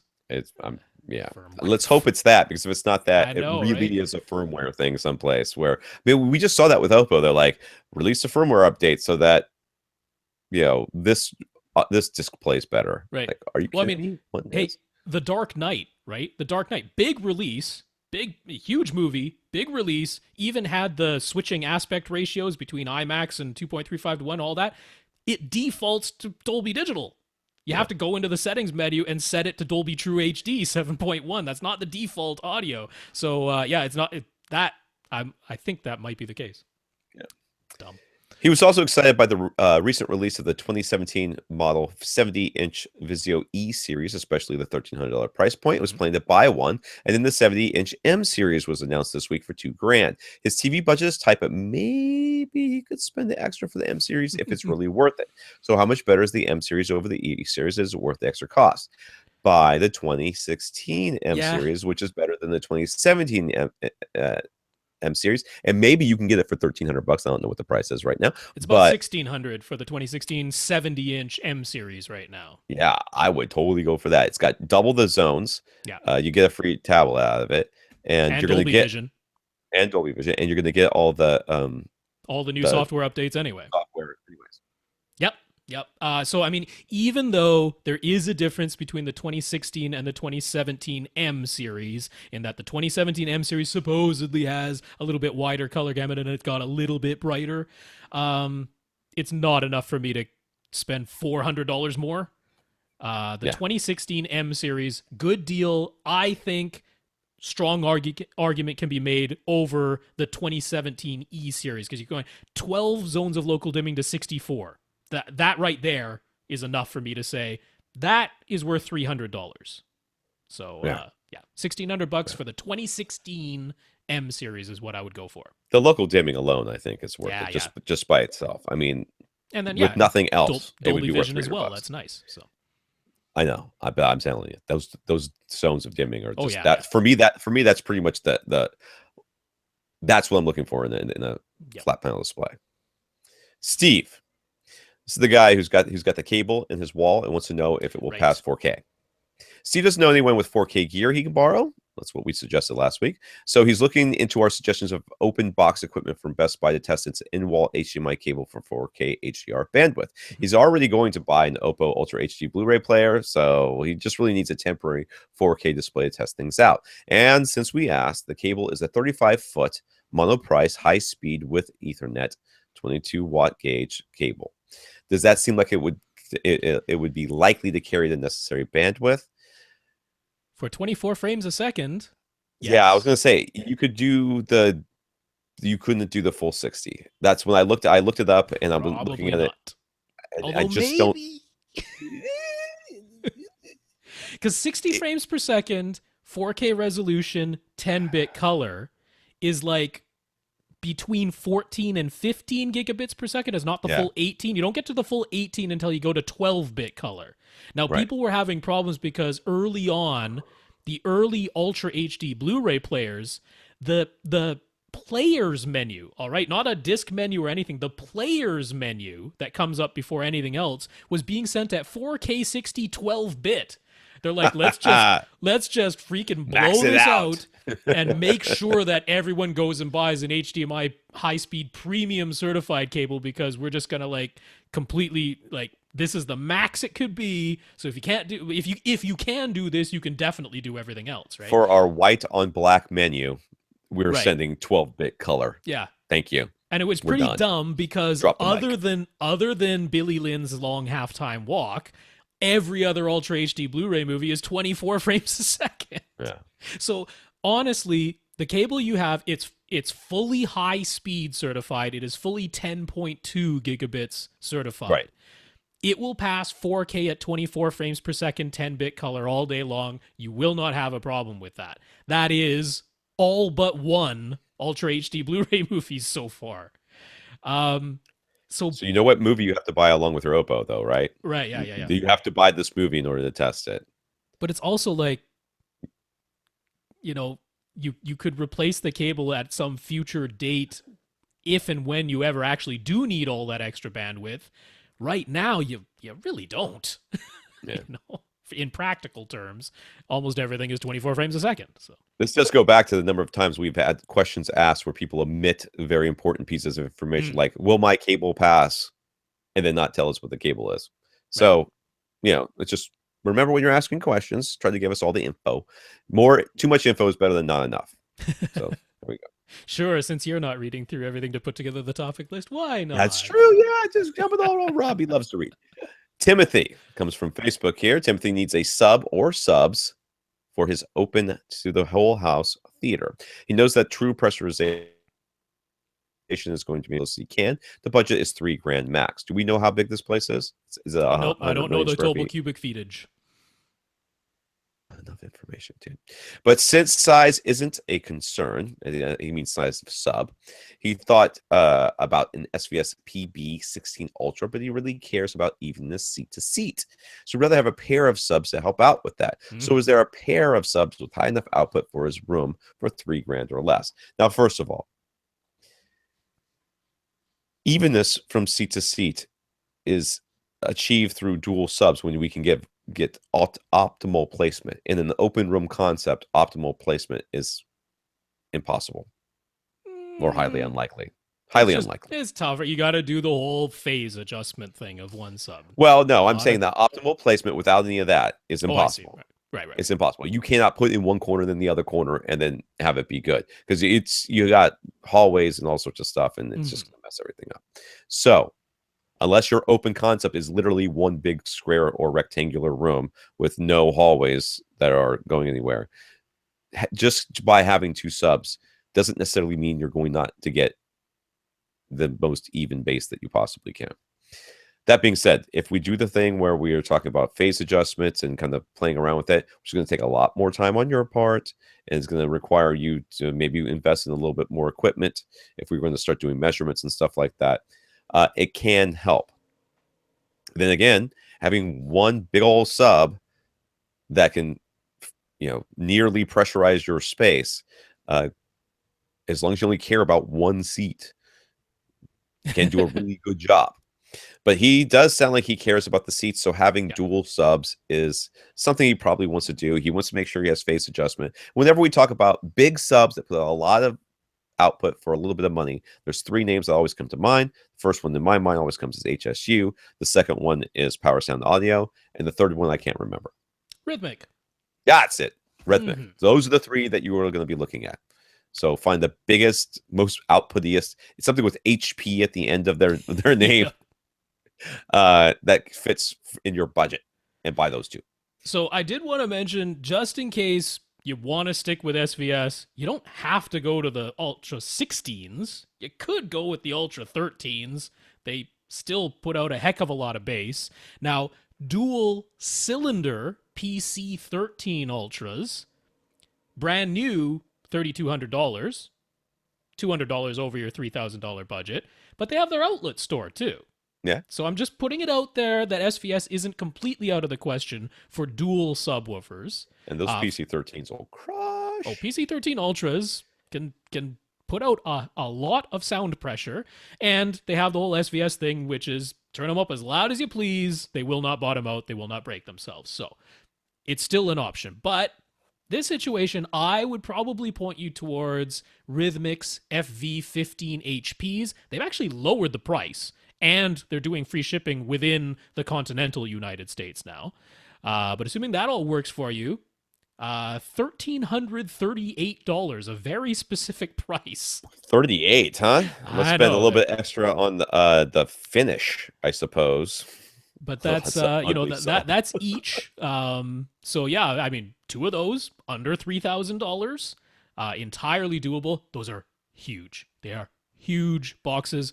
Please, even though you said size isn't a problem, you gotta build a cardboard box. Do it, dude. There's every possibility to be like, you know what, cylinder is not a bad idea. It takes up a lot less floor space. But yeah, the FV15 HPs, really nice choice here. And then, of course, HSU, fantastic value on their VTF 15 MK2s. All right.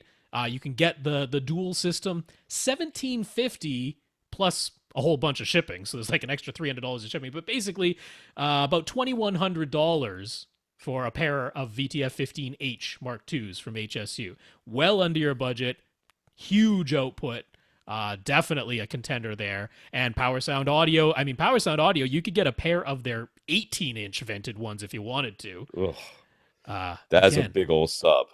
It's $1,400. $1,400, free shipping though, within the continental United States. So again, pair of them under $3,000. Of course, you can get the ported 15 inches as well for considerably less money than that, like $1,100. Or you can buy the V3601, which is two 18-inch drivers on top of each other with a slotted port that basically says, "I will crush your whole house.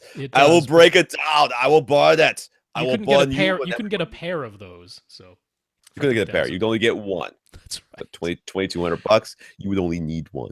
But yeah, there are plenty of options. Any of those I could totally get behind. The HSU and Power Sound Audio are the least expensive if you're going for the 15-inch options. Those Rhythmics I could easily get behind, and PC13 Ultras not out of the question either. So, I was making fun of Rhythmic, but they also have even for if you want to go like $100 over your budget, you could get piano black, gloss finish on these to make them look nicer than they currently look. I mean, they're just going to be a big box anyways. Build a box. Yes. Build a box. Yes. And even for the cylinders, build a box. Because even though they're cylinders, you want to know how tall they are. You want to know how wide they are. Just make it a box. Don't try to make it round because it's going to take up all that space anyways. So build the box. So he says if he gets a new AV receiver with Odyssey Platinum, would it also be worth it to buy a separate subwoofer DSP, such as the anti-mode? Will Odyssey handle things just as well, or is there a less expensive alternative to the anti-mode that is still automatic? I wouldn't bother with anything else. If I was going to do anything else, I would do the mini DSP or mini DSP. Is that it? Mini DSP, because mini DSP by itself, unless you get the Dirac version, that's a lot more money. So he's saying, is there less expensive than the anti-mode? So just the regular mini DSP, if you connect it to Room EQ Wizard, Room EQ Wizard can generate basically the EQs that will get loaded onto that mini DSP. It can generate those automatically, Room EQ.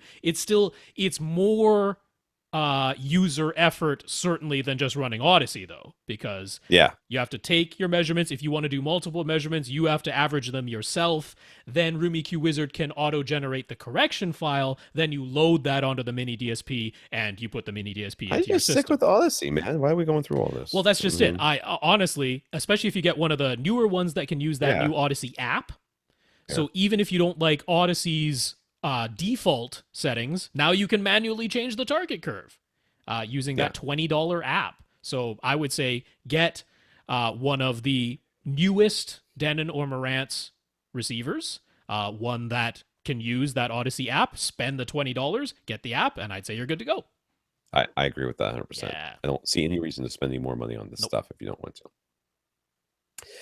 Brain, the vampire. I don't know how we got that name. I don't remember doing it. Anyways, Brain decided to go with Martin Logan ESLX speakers. That budget is out the window. He said it was out the window. It is out the window. Start with like bookshelf speakers, something small in walls. Oh, no, it was in ceilings, all in ceiling, 5 in ceilings in a 14-foot high ceiling, and we were like, no. Brain, I don't know how we did this to you, but can we do it to me? Can we do this to me somehow? Can we make it so that we start with, honey, let's get ourselves a bicycle and then end up buying new Ferraris? Well, it helps. Because I feel like that's where we went. It helps that it was his wife who thought they looked cool and sounded really good. So that is a big help.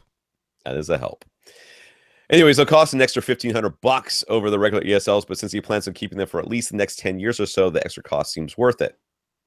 I can't argue with your logic. I cannot argue. In the room size that you got, I was saying, if you can afford it, I would like to lean that way. We were agonizing over that last week. We were both he's like, okay, he's going for it. You will not be disappointed by that choice. No, you will be fine. So concerning power protection for them, what do we recommend? That Martin Logan FAQ offers the helpful suggestion to unplug the speakers during thunderstorms, but that doesn't seem like the best option to him. They almost certainly have fuses in them, by the way. So if there's something in there that can break. Honestly, if you do know a thunderstorm is coming, it is still the best. It is still the safest thing is to physically unplug them from the wall. So I do not disagree with that advice. Yeah. So would something like a surge protector from APC be a good idea? Mm-hmm. Yeah, it'd be just fine. Just, yes. Yeah, and I would suggest to you the P8V. It's not too expensive. I think they go for about $60 or not even that much on Amazon. It is just a surge protector. It is also a noise filter. So if you do happen to have any radio frequency interference or something coming over your lines, it will filter that down. But what I like about that one, it's way more outlets than you need. But it allows the full 15 amps through. All right. A lot of surge protectors only allow 12 or sometimes even 10 amps from your standard wall outlet, which is a 15 amp. A lot of them do choke down that current. The P8V does not. The full 15 amps get through there, so I like that model. It's also, it's a fairly sleek looking unit, so it doesn't look terrible when you have it in place. All right. So he asked, what about the rest of his AV equipment? What would we suggest for protecting his AV receiver, amplifier, and sources? Usually we recommend the APC J series. J series is battery backup. Rob has it. We've talked about it a number of times. I think Gene has it, Audioholics too. You can run your. He has the S series. He went for the flagship. The flagship run, right? So the J series is the one that's a little bit more. It's the one economical. You should get. It's affordable. Well, relatively affordable. But a really nice feature set. Yeah. So I would suggest the J35. So there's a J35 and a J25. The difference between the two is the J35 has voltage regulation and a larger battery. The J25 has a smaller battery and no voltage regulation. Both of them give you a couple of outlets that are not attached to the battery, but they still offer surge protection and they let the full 15 amps through. So those are the outlets you would want to use for your AV receiver, for your amplifier. You don't need those connected to the battery, and you want the full current to be able to get through. So use those outlets for those. They're labeled high output, and they're labeled surge only. So use those for those. For your sources, though, it's so nice to have battery backup. Your cable box can keep recording when the power goes out. Your video game system, you don't lose your progress in a game the instant the power goes out. You have a chance to save and shut things down properly. So love having battery backup for your sources. Yeah, I'm trying to see the back of this thing. I'm looking at it right now. There's only 8 outlets. 8 outlets. Is that right? Yep. 8? Yeah. That's enough for most systems. Yeah. So he asked lastly, what's the difference between power filters and power conditioners, and does he need one? So a power filter filters out any sort of noise that would be in your power line. And that can happen. Remember back in the day, every time your mom would vacuum, your CRT would go crazy. That's electromagnetic interference.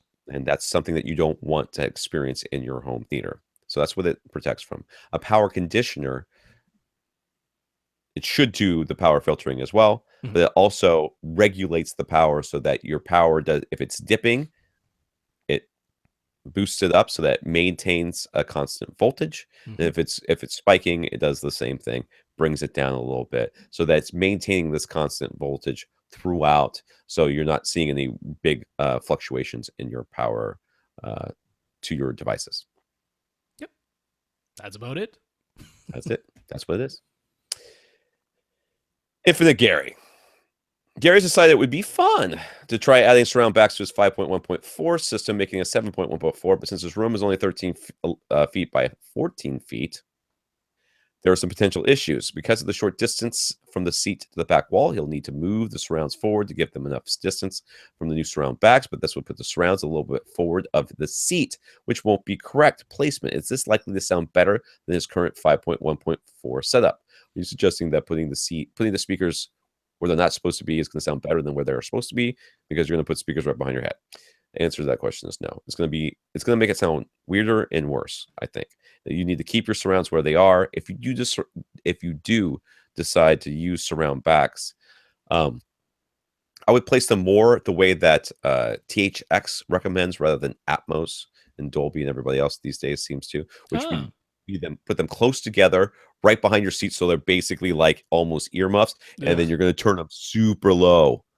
They're going to be like super low because you don't want much sound coming out of them at all.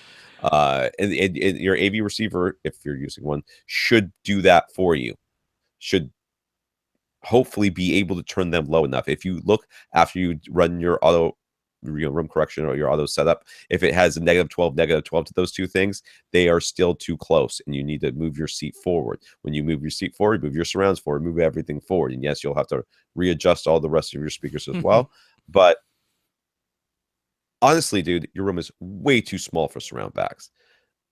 Just there's no, as someone who's had surround backs in a small room, in a room this size, my room was open to the sides to other parts of the house, so there was that. I thought my surround backs would make a difference.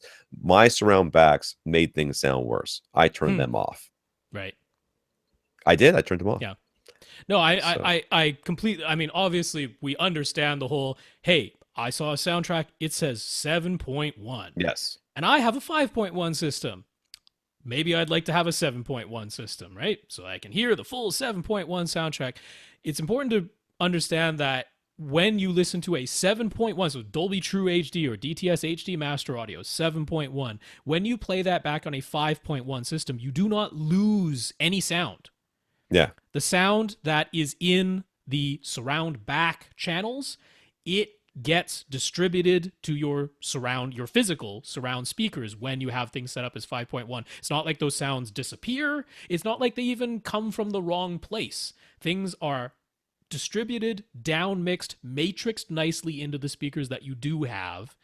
And I do agree, if you're setting up a 5.1 system, I would probably not have my surround speakers 90 degrees to my sides, right? I would have them a little bit behind me, which is totally what Dolby recommends, right? Dolby says somewhere between 90 and 120 degrees to your sides. Right. So a little ways behind you. That makes sure that the sounds that were mixed into the surround back channels do sound like they're coming from behind you, not directly to either side. But it still works. You don't lose any sound that way. So that's not to be worried about. So right now he's using Revel front speakers and Dynaudio surrounds. He's considering getting 4 Revels M105s to better match his front speakers and have Revels for all 7 listener level speakers. And he's just experimenting with these back speakers. So yeah. Okay. So what do we consider to be the biggest benefit of having a perfect timbre match all around? I honestly don't think there's much of a benefit. But Rob will tell you that if you're going to be neurotic about it, which honestly, Gary, you're going to be neurotic about it. So, and that's okay because the Rob is too. Is as there's these pans from in the very rare occasion where something pans directly all the way around your theater or maybe all down one side of your theater, the timbre match is more perfect. I'm not going to say perfect because it's not. No, yeah, it's never 100% perfect. It's never 100% perfect because the speakers are in physically different locations and there's different interactions with the surfaces that are around and there's all sorts of other things that go along with it. What does this mean? That means that it'll sound a little bit more perfectly matched than it would. Mm-hmm. Would it be an absolute perfect match? No. But it'll be more. Is that enough for me? No, it's not. I don't care. I don't care that much. I'm fine with it not being perfectly timbre matched. I've never once thought, as something painted around, that it didn't sound, well, that didn't sound perfectly timbre matched to me. But I'm not Rob, and I'm not you. So maybe you will think that. Right. No, I still don't think it needs surround back. It's rarely used in movies anyway. But yeah, on that rare occasion where, okay, in real life, if you were sitting stationary and a car drove in a circle around you, all right. Right. That's the sound of that car. All your speakers are perfectly timbre matched. Recreates that experience pretty darn well. You're like, yeah, that is one car driving in a circle around me. On the rare occasions that's used, cool, yay, all right. It didn't sound like a slightly different car as it moved from speaker to speaker. It makes the experience of this, dome or hemisphere of sound around you possibly more convincing in those instances when it's used, but it's rarely used. It's not something I'm gonna even advocate for most people, but it's like, hey, if it happens, cool. That's my feeling on it. Because all right, yay, it's one homogeneous sound around you. Yeah. And I mean, I don't know if you've ever heard a car drive around you before, but depending on how your ears are positioned and how you're turning and what's going on with the ground. And what else is around you? It changes sound as it goes around you anyway. So it sounds perfectly natural for it to change sound as it goes through speakers. Your brain is as you wish. Pretty darn good of if you see the image of the thing and then it goes off screen and it goes through speakers around you. Like your brain's pretty good at going, all right, that's supposed to be the same object, right? Yeah. It's your brain does a pretty good job of filling that in. So he says in most movies with the 7.1 soundtrack are the surrounds and surround backs playing at the same time. Yes. Yeah. Or are they often separate and distinct? Not Rarely. as often. Yeah, no. Do we know of any specific scenes or movies where the surround back channels are very obvious and separate from the surround channels? X-Men. Spider-Man 2? Uh-huh. The Doc Ock scene, maybe? Yep. I would think that would be one, though I can't actively tell you that. There is definitely music in Porcupine Trees is a dead wing, dead bird, dead something. I can't remember which one of the newest Planet of the Apes movies. Can't remember if it was Rise or the Dawn. I mentioned it on the podcast about 2 months ago. There was some horror movie I watched that wasn't all that great, but had distinct surround sound aspects of it on Netflix. It was something about a girl who was a first time on the job cop, and they had her at the old station where they were moving everybody to a new station. Somebody in the comments find the name of that movie. She was there, and then she would call because weird things were happening, and there was some family that had all been killed. I don't know. It was ghosts. But most of the time, your surround and surround back channels are playing ambience. Yep. So most of the time, So most of the time, it's kind of diffuse background. You're not really supposed to have your attention drawn to it. Types of sounds. That's most of the time. Which X-Men movie were you talking about? First one, because you got the voices that distinctly go around you. Oh, that's true. Professor X's voice. Yeah. Jason. We gave Jason some suggestions for headphones, including Sennheisers, Sony's, and Audio Technicas. So I'm not giving you the things. Anyways, a friend of Jason's raves about the Bose Quiet Comfort 35 headphones. Jason doesn't really like Bose in general. He's only saying that for our benefit, but that's okay, Jason. You can still like Bose. But he doesn't want to dismiss them out of hand. What are our thoughts? Okay, the Quiet Comfort 35s are Bluetooth noise canceling headphones. You do not have to use them in the Bluetooth configuration. You can plug them in, which is not always the case with Bose headphones. Right. And you can use them without the batteries in them. They will still make sound, which not all do. Yeah. So what do I think? I think you never said anything about wanting noise canceling headphones. I'll remember that. Active noise canceling, by the way. Yeah. Active noise canceling means, and if you don't understand how this works, is they measure the outside noise and they create an opposite wave going into your ear. Right. Just like we have noise canceling in our room as the sound bounces around and the peak hits a trough and they balance out to zero. That's what we're going for here. So what's that mean? It's actually playing sound into your ear that is canceling out the rest of the sound. So you hear, quote, silence, but there is still pressure on your eardrum as it's happening. It is 180 degrees out of phase with the actual noise in the real world. Some people find this very disconcerting and it makes very you feel uncomfortable. like your ears need to pop. You never said you wanted anything that had to do with noise canceling. So all of the reports of how these things sound say they sound pretty good for Bluetooth headphones, and the noise canceling is excellent. Right. So if what you care about is noise canceling, then these would be a good choice. If what you care about is sound quality, everything else we recommend is better than this. Yeah, if you care about blocking noise from the outside world, the Sennheiser HD598s are a terrible choice because they are a completely open back headphone. You can hear I mean, it's ever so slightly quieter with them on versus off, but you can hear everything that's going on around you. They are terrible at blocking noise out. Meanwhile, the Sony MDR 7506 is quite good at blocking sound out there. A sealed design, they clamp fairly tightly to your head. They block out quite a lot of sound, but just, passively. Same thing with Audio-Technica ATH-M50Xs. They're a sealed design, and they will clamp very tightly. It depends on which model you get, but they will clamp on, and they will block sound. It's passive. It's just the same thing as putting your hands over your ears and going, la la la. The Bose have legitimately good active noise canceling. If you are always on flights, always on a train, always on transit, and you have that droning sound and you want to cancel that out, they do that very well.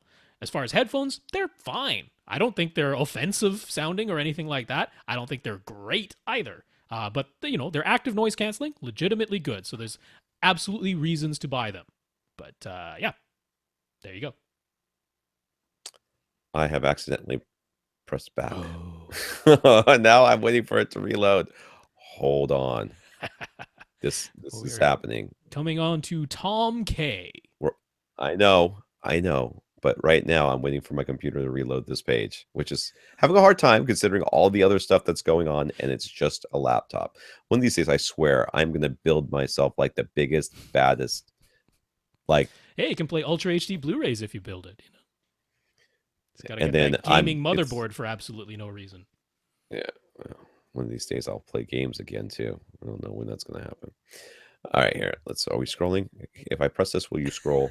Will you scroll, please? Please, 8 of 15, 9 of 15, 10 of 15. There we go. I just scrolled past Jonathan's questions over there.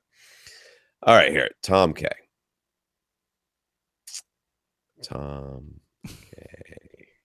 I so could have jumped in, but I want to see how this plays out.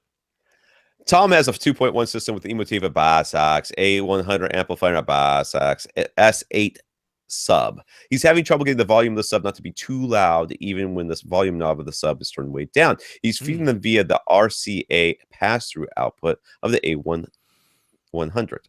Could he put something in line to attenuate the signal, or do we have any other solutions? So if A100... Yeah, go on. That A100 is being fed by some source. It's just an amplifier. Yeah. So split the output, whatever is feeding that A100 amplifier. I'm assuming it's some sort of preamp, or maybe it's just coming directly from his computer or whatnot, because I remember this was like a desktop setup. Yeah. But whatever cables are going from your source or your preamp into the A100, just split them. Put a Y splitter on them. Send one of them to the A100, send the other to the S8 subwoofer, because you want the pre-out signal being fed to the S8, not the amplifier signal being fed to the S800. That's my solution, and then you'll get volume control back for the S8 for the subwoofer, because that's right. Whatever you're using to control the volume, be it the source directly or be it a preamp, now that you are just splitting the pre-out signal, it'll work. Yeah, that's my solution. Why splitters? You got the subwoofer too far down the line. Yeah. And move it back up a little bit. Yeah, it shouldn't come after your amplifier, audio amplifier in the signal chain. It should be split. The audio amplifier should get the same signal as the subwoofer. Dreamer 25 2002. I guess it's a Twitter handle. All I had to go by. That's right. All right. Anyways, this person, male or female, we don't know, has a JVC X95 projector along with the RF 3D emitter and the PKAG3 3D glasses. The screen is the Screen Innovations Black Diamond, which preserves the polarized light that comes out of JVC. Mm-hmm. Unfortunately, that renders most third-party 3D glasses useless. The Expand D105 glasses mentioned working with polarization, but only works if you turn your head 90 degrees. That's a heck of a way to watch a 3D movie. How do you, which direction 90? Like this? No, like lying down on your side. Oh, like this? Yeah. You gotta lie down on your side? The light coming out of the JVC, I forget whether it's horizontally polarized or vertically polarized, but let's just say it's vertically polarized. Well, the glasses are horizontally polarized. So you have to turn yourself, lie down on your side. You could buy 2 glasses, mount them onto your eyes sideways. Some sort of contraption. That's stupid. So do we know of any less expensive 3D glasses that will work? And failing that, do we know of any way to get the JVC PKAG3 glasses for a lower price, perhaps refurbished or used? So I went and I did just a general search for the PK glasses on Amazon and every place else. They're anywhere between $179 to $189 a pop. Yep. So you can see why you would like a lower price if you want some more. There is a seller on Amazon, and it comes up as the Victor PKAG3 3D glasses for like $129. Now, is that considerably cheaper? Yes. Is it cheap enough? Probably not. My cursory research into this, because I was like, I don't know, dude, this sounds sketchy. This is a straight from China, straight from Japan reseller, which means you ain't getting them anytime soon. So if you order them now, you best be ready to wait. Now, I did this exact same thing on Amazon. I found somebody who was selling like workout shirts for a fraction of the cost. They were like $6. You know, it's like $20 at Target for one of these shirts. $6 from this reseller. And everything I read was like, got the shirts. They were a little smaller than I expected them to be. Yep. Got the shirts. Took 2 months longer than I expected it to take. So I ordered them in like February and got them in like June. And I was fully expecting them to be late. I ordered them a little bit bigger than my normal size, and I was perfectly happy. To me, that's what you're getting yourself into if you go this route. That you're just buying. It's not quite a knockoff. It's basically probably coming from the same factory as all the rest of them. Somebody's just sort of spiriting some out, and then they're selling them for a little bit cheaper to you. Right. Now, as far as getting used, there have got to be some people out there who there are lots of people who have JVC projectors. I have seen like some who are like forum posts where people are selling 3D. Them. Yeah. You've got you can just create a Google alert that says selling glasses, whatever they are, and every time a new post comes up in the forum or someplace, it will alert you, and that's another way to do it. The AVS forum classifieds, good place because lots of people on AVS forum bought JVC projectors. So the AVS forum classifieds, Audio Gone, also a good place to check. So outside of eBay and Craigslist, which could be very, very, potentially not what you're actually looking for, Audio Gone, AVS forum classifieds, good places to check for this. Outside of that, again, we don't know how to pronounce this stupid company's name. Expand, whatever it is. Letter X. PAND Vision. All right, that's the thing. So Expand, they do potentially take those glasses that you have, the ones that you have to turn 90 degrees. They were at least at one point making specialized glasses to work with the JVC projectors, because they were essentially taking the lenses of these, turning them 90 degrees, making them the right shape to fit into the frame of the glasses and doing it that way. Because it's like they already had the lenses, they just needed to turn them 90 degrees and make them the correct shape. That's the same company though that he was already talking about. Well, that's just it. It's just they don't sell one normally that you can just order off the page. But if you contact them directly and say, I have one of these JVC projectors, I need these glasses that'll work with it. At one point, they were doing special orders for them. I don't know if they still are, and I don't know the price. Anything on their website about it. No, it's not. It was a special order thing. You had to contact them directly and special order them. There was such a thing. I don't know if they're still doing it. I don't know the price if they are. But mostly I would check AVS forum classifieds and I would check AudioGone because somebody's selling some. They've got to be. Yeah, that Google Alerts is your friend in this Yeah. case, and maybe Craigslist and don't be afraid to go to these forums and post a wanted ad Yeah. too. All right, last one. We've got Manchester United Trooper, Trooper on Twitter. That's right. So it's got to be Manchester United. It is. What else It's would Manchester United. Yeah.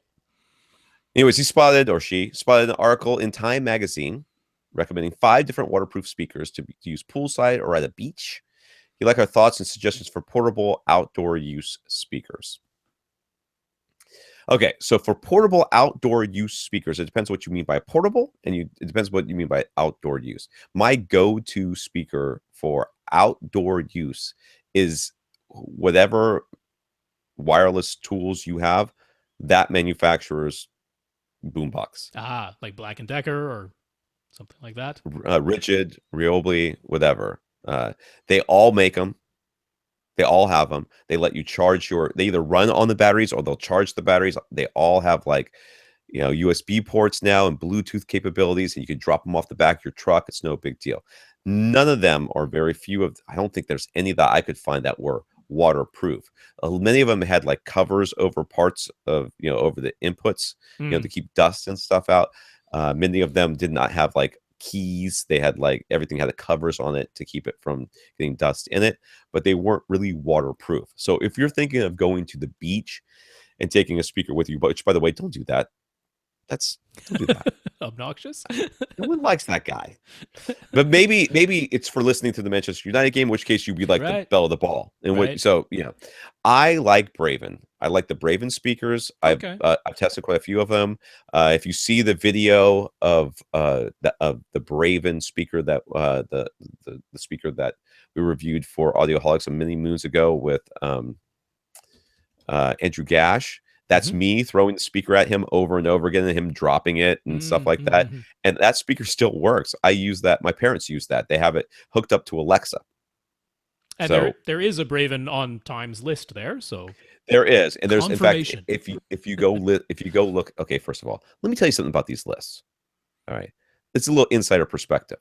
You get contacted all the time saying, are you interested in put together a list of outdoor speakers because blah blah blah, and then they'll like send you the speaker and then you write a little blurb like they do, and you notice none of these are really negative. They're all sort of okay, right? And then you get to keep the speaker, right? That's how it works. It's not like a payoff. It's just like it's not worth it to them to ship the speaker back. They're sending it to all these people. They're just looking for some press.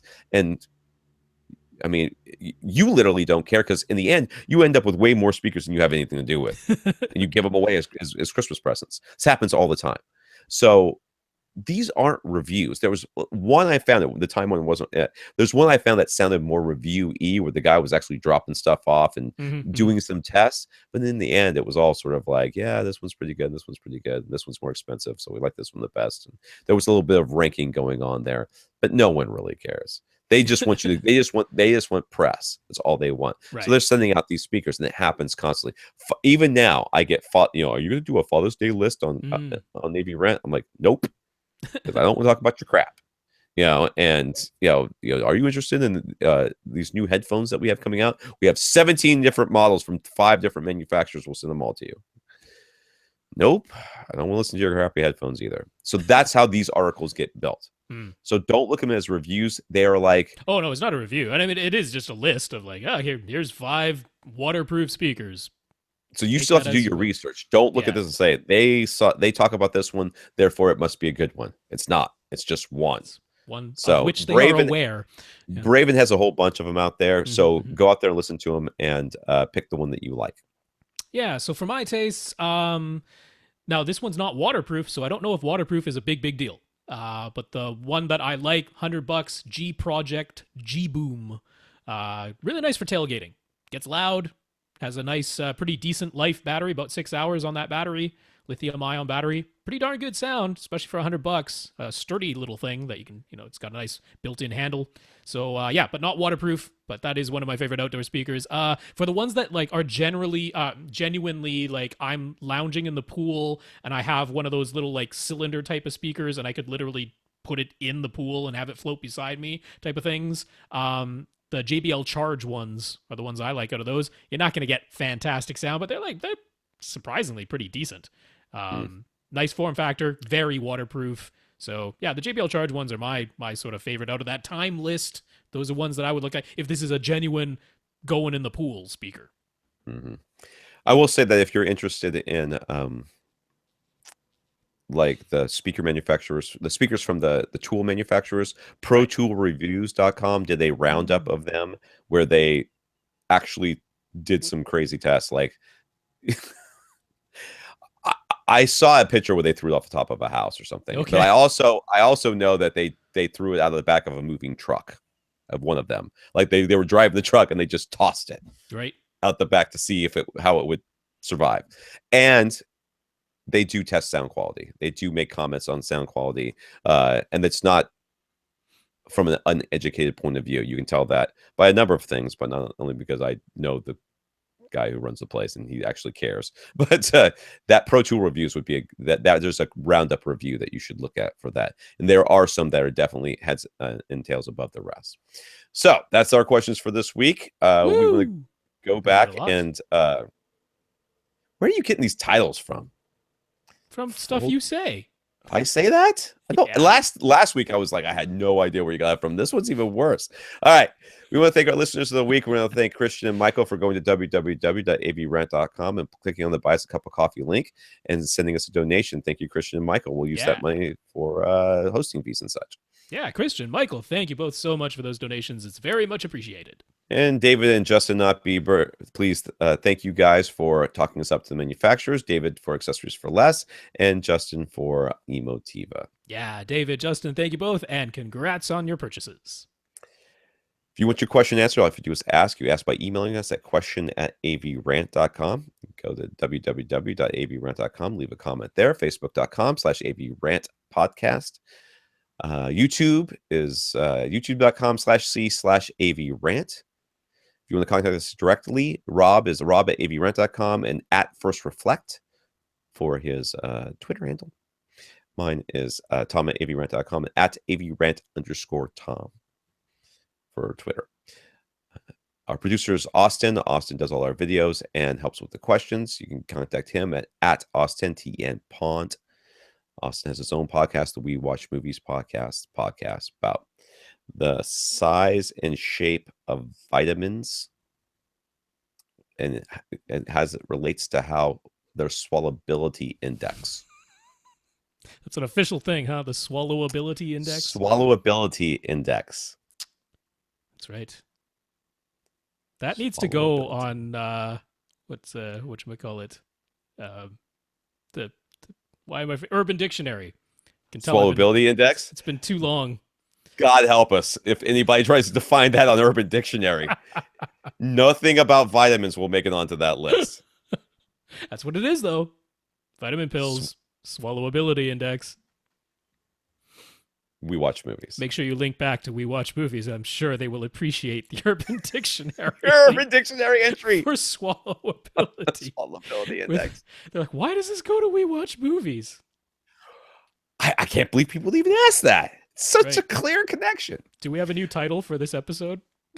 Maybe. I don't. Hey, we are going to get some listeners who are going to be very confused and upset if they listen to the Swallowability Index podcast and they hear these two yahoos talking about audio.